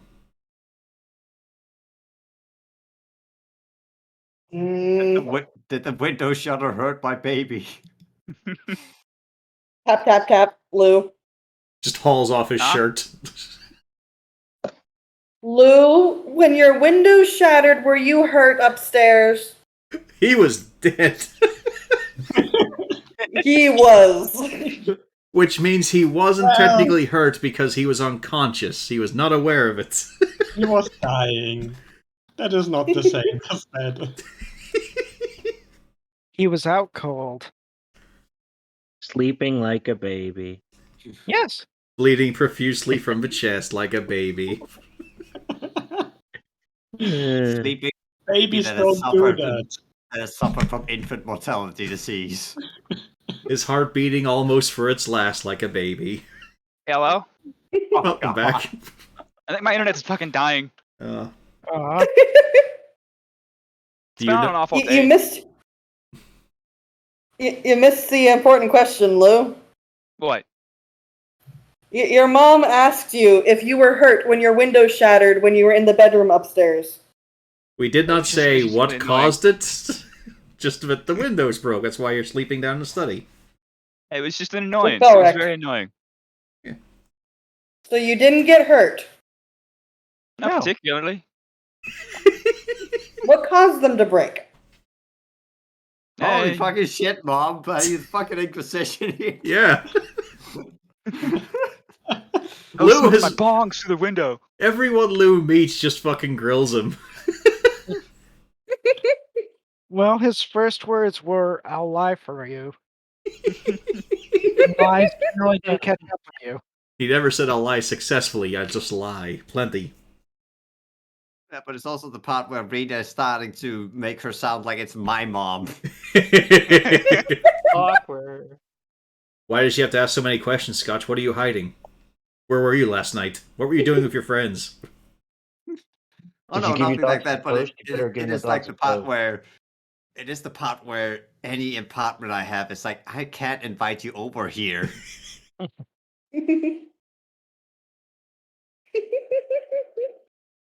So Lou, So where did you store your You plates were in the asked. closet, Mom? Like last time. Lou, you were asked why your windows exploded. Hey, guilds. Too many guilds. One guild got a guild with screw guild. Screw guild screwed up on the screws, and the windows fucking fell off. I mean, shit. Good distraction, though. Good So- distraction. Get her annoyed to swearing so she won't pick apart your statement. I'm gonna start carrying soap. I'll be right back.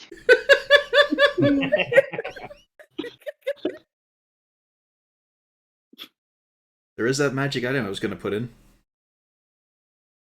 While you've Uh-oh. got your Infinite soap, soap? Never-ending yeah, soap. soap. While you've got it frothed up, you can speak one random language.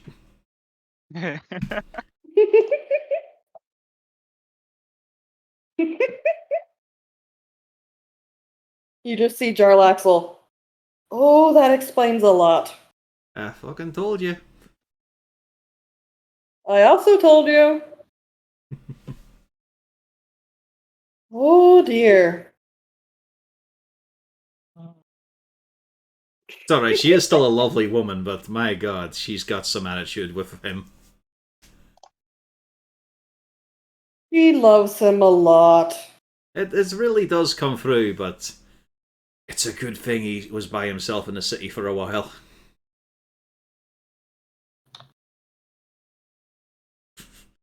Competition's still Elric going is on. still really. winning. The second you get back, Lou.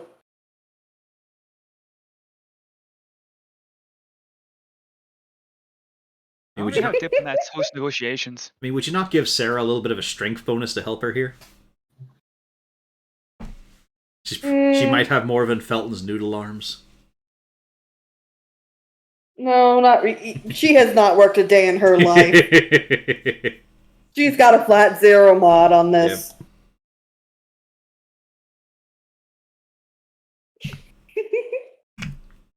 Look, Lou, again, you feel like somebody's just copped a feel there. You're not sure who. I imagine he could work it out by the size of the thumb and the finger. I mean, it's also Lou. Really? Lou, are you able to figure out who copped a heel? I mean, Wasn't if me. he could, it would be via the wrong path of reasoning. Let's see if he can get there. Oh yeah, it's not Like actually Sarah. based on the it's not based on the finger and the thumb. It's actually based on the dispersion of the air when their arm moved. I could feel the air. It was definitely Sarah. Uzana, you can confirm it was definitely Sarah. As Uzana looks down her clipboard and makes one more notch.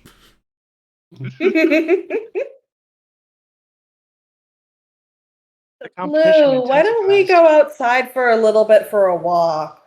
I mean, Maybe you could show me around the alley? Oh, last time I went in there, oh jeez. I mean, the most I important mean, thing there Uzana are is to lovely record it. shops around here. Please show me down this dark alley where It's, no one is it's watching. 11 p.m. Yes, there are lovely shops. No, they are not currently open.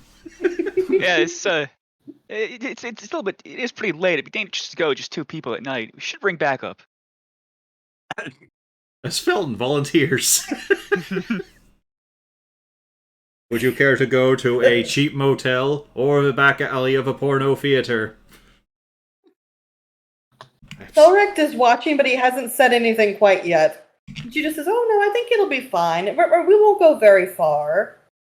There's city guards around, and besides, you're strong enough. You can protect us, right?" Under normal circumstances, yes. However, don't you have that cool knife that has projectile knives? What? What are you saying? Even Felrect is lost. I can't even focus on my cards because of what I'm hearing coming across the room. Alright, Lou, I'm cutting you off. Come on, let me have some more coffee. Just spike it. I think you had enough. Felrect does speak up. Yeah, I can escort you two around. Yes, that sounds like a grand idea. Not because there's a raging revenant serial killer after us or anything. That'd be crazy, right? Your mother immediately says, "What's this about a raging revenant serial killer?" It's actually in a book I read. It's a little bit of an inside joke. Look at him. There's our boy. Oh. Well, that sounds like a very scary book. Are you sure that's necessarily appropriate for your age? Mom, all kinds of 80-year-olds read scary stories.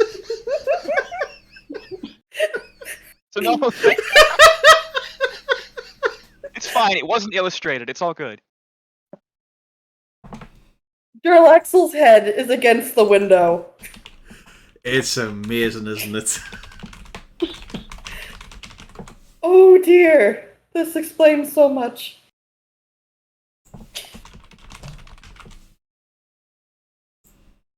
I think we're good. Is this the Come point on, where Sebastian Lou. has more patience for Lou? Not much. As Harton said, it all falls into place, doesn't it?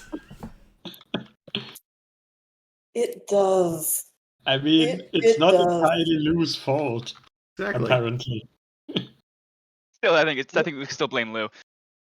Another round of refills, good sirs. I'll ease myself off a wee bit. I'll have something just with water in it. Maybe a bit of lemon. Someone say lemon. A gin and tonic it is. Yeah, about 9 or 10 heads turn suddenly. It's also a bit of fruit. It's fine. It's not just you. I'll put the emphasis on the man pot for you lot. Just thank God we're not related to the potato family. They got it rough. Ah, yes, good old Spuds Mackenzie. Lou, you're feeling a tug as she's lightly trying to tug you. Very bold. Wow, I guess I'm not turning anymore. But it does make sense that she's tugging you. Obviously, she's giving it for a tug. Yes. Tugging your arm. And Felrect is glued following. It's all right, mister. We can go out on our own. We're big kids. Thank you very much. Why don't you assist with everybody else? I'll use my personal bodyguard. I'm very important. Yes, I am. There's a horrible realization in Felric's eyes when he says that. Oh God, I am. I was genuinely ordered to do this. No, not horrible. Just yeah, he's like, yeah, that is correct. Yes, it's factually accurate. Yes. This is a true thing. Well, fine. We won't go out then. Okay. Well, why don't you at least show me up the rest of the rooms in the house? You haven't shown everything else.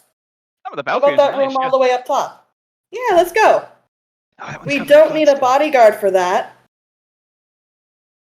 Yes, but actually, I'm currently undergoing a diplomatic situation in which I will need a mediator, who will be me. But I need the parties involved to come to the table for negotiations. You see?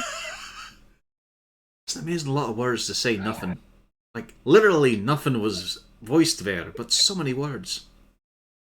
Horrocks looking up at the outside of the house to make sure there's no new shadows up there, lurking outside windows or anything. Give me a perception. One of the traps goes off and a very pissed off cat is running for its life.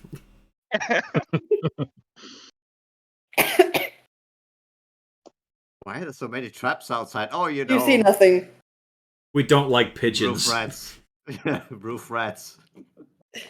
She pauses and goes, Lou, what diplomatic situation are you going to need in the upstairs bedrooms? That is a fascinating question to ask there. I cannot wait to hear this answer from him.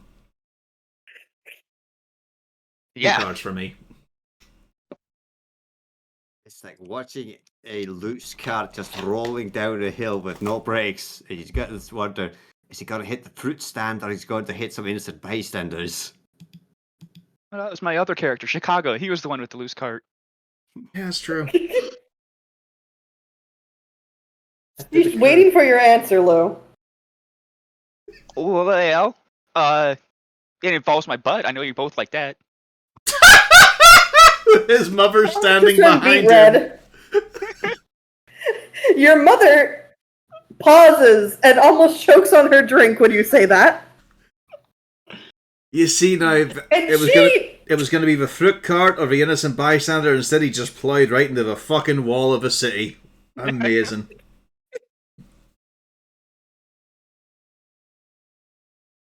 Axel doesn't know what to say about that. He looks like he is not sure what just transpired. Even Sarah is just kind of looking. Look, somebody's Lou. pinching me, and it's not Nadrax. Wait, What? Nadrax? What? What do you want from me? Oh, definitely not that. What? Who's pinching what? I have not pinched your butt. Lou, you could feel that the hand went up to grab your ear, and she's got your mom has got her hand on your ear, but now she's pausing with the butt pinching, and she's trying to figure out what's going on. Just wash your mouth out with soap, and she lets go. Yeah, I gotta get a new flavor, maybe. I'm not too keen on this rose one. Maybe I should get one with lavender instead. Lou, stop eating the soap. We've only got so much of it. I just want to save the potatoes, okay. It's fascinating to imagine It's fascinating to imagine what could be going on in that head of his at any one time.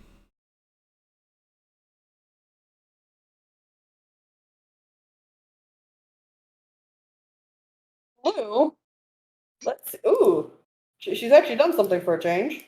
It's like whenever you've gotten a nice pig carcass from the butcher's and it's been completely disassembled. That's kind of what I imagine with him. Like, you've got all these choice cuts and all the scraggly bits as well. But there's not a single thing connecting them together in any way. Lou, yet again, her arm goes to go around you. You can feel Felrex is going in there, and she literally just manages to just juke him off of you. And then just starts trying to lead you out the front of the tavern door. Now, about that tour. There was negotiations going on. High level stuff. What negotiations, darling? That means Felton has to come too. God damn it. It'll take 5 minutes, and then I can give you a tour. Why does Felrex need to come? Or Felton?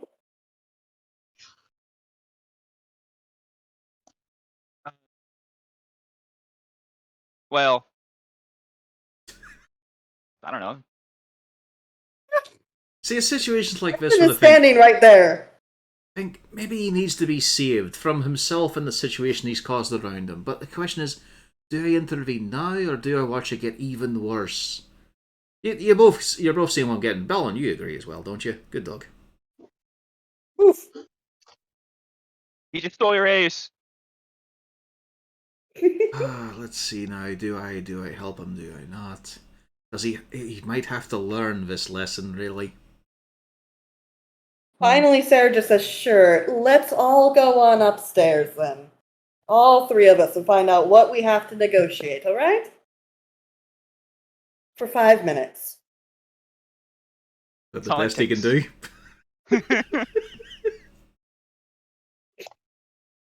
And if you're heading out, she's heading out, and you can bet that Felric is right on your butt. But not actually on your butt, because that's rude.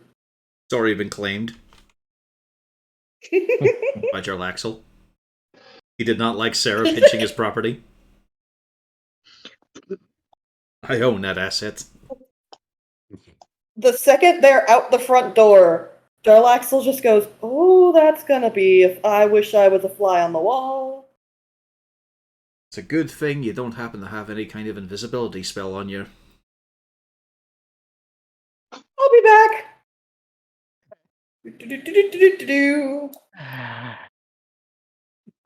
Jarlaxle will help me. I swear his ears are wiggling.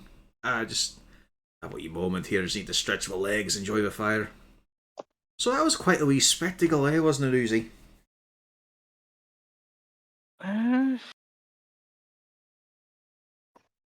You find anything fascinating or useful about it?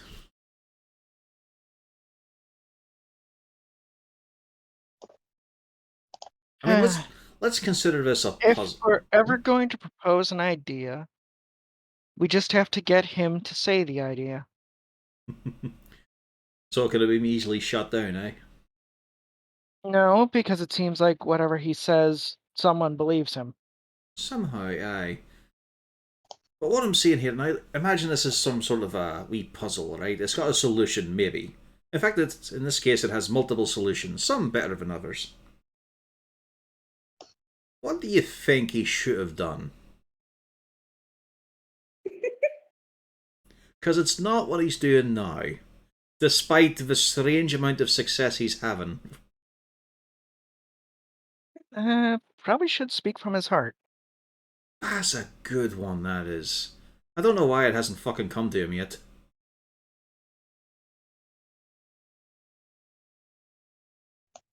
Because he's him. I think I'm gonna need to have some more words with the lad. Out of earshot of his mother. If you can somehow get him away from the two who are currently locked in a bitter struggle to get him? That'll be easy enough. I don't have to make excuses. I can just say, Lou, you're coming with me. I don't know.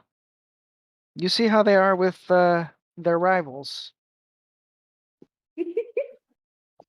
I hand Mrs. Lou another Harvey wallbanger. Thank you, dear. You're such a sweetheart. It's, I'm looking to the future a wee bit. I know I don't know divination, but I'm just thinking, I am not going to have any of this issue with Nat, Squidly, or Jinx. Or Hooten. Or Gax. I think it's going to be... Does Gaddix know what a woman looks like? He's designed one. I'm perfecting the design as we speak.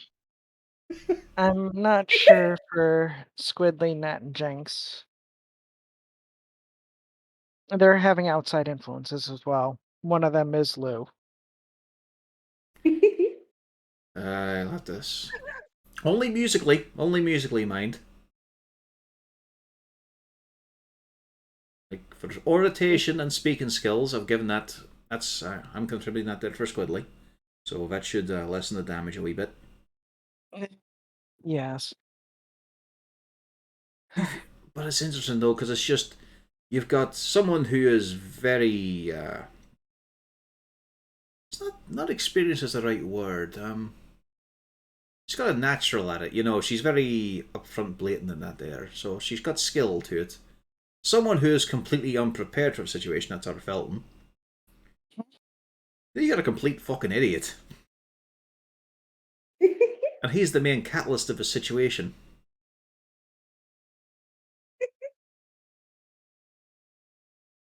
It's just a wee bit interesting. You know, it's not usually my sort of thing, but it's curious to see the situation develop in these weird ways. Looking forward to getting the report from Jax. Are you trying to figure out what they see in him? That's not for me to judge. It's a case of why can't he just say something of substance or with meaning in any way, shape, or form in these situations? Why does he just spout this drivel? And it somehow works a little bit, but not as fully intended.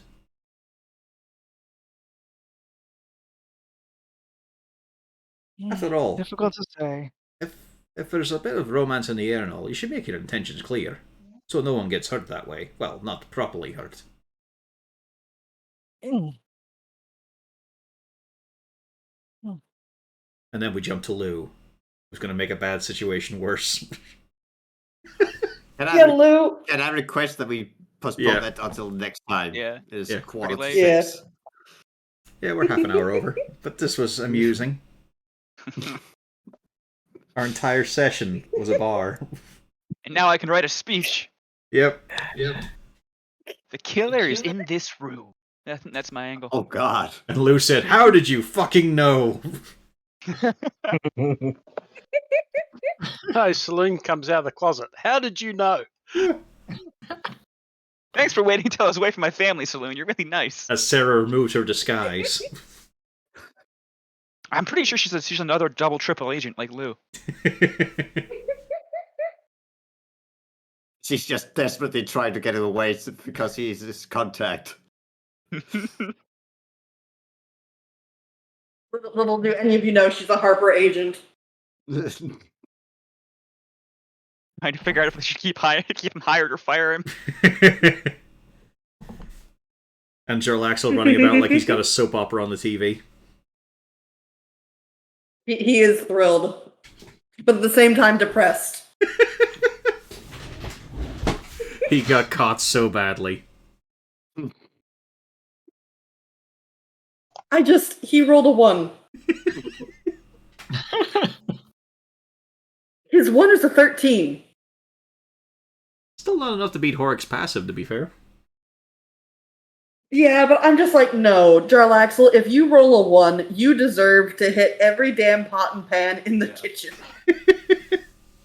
I'm gonna have to make anti-trial field into an actual spell. As he just tries to stealthily slip in. Poof. Fuck. Yes, you yourself can't go through.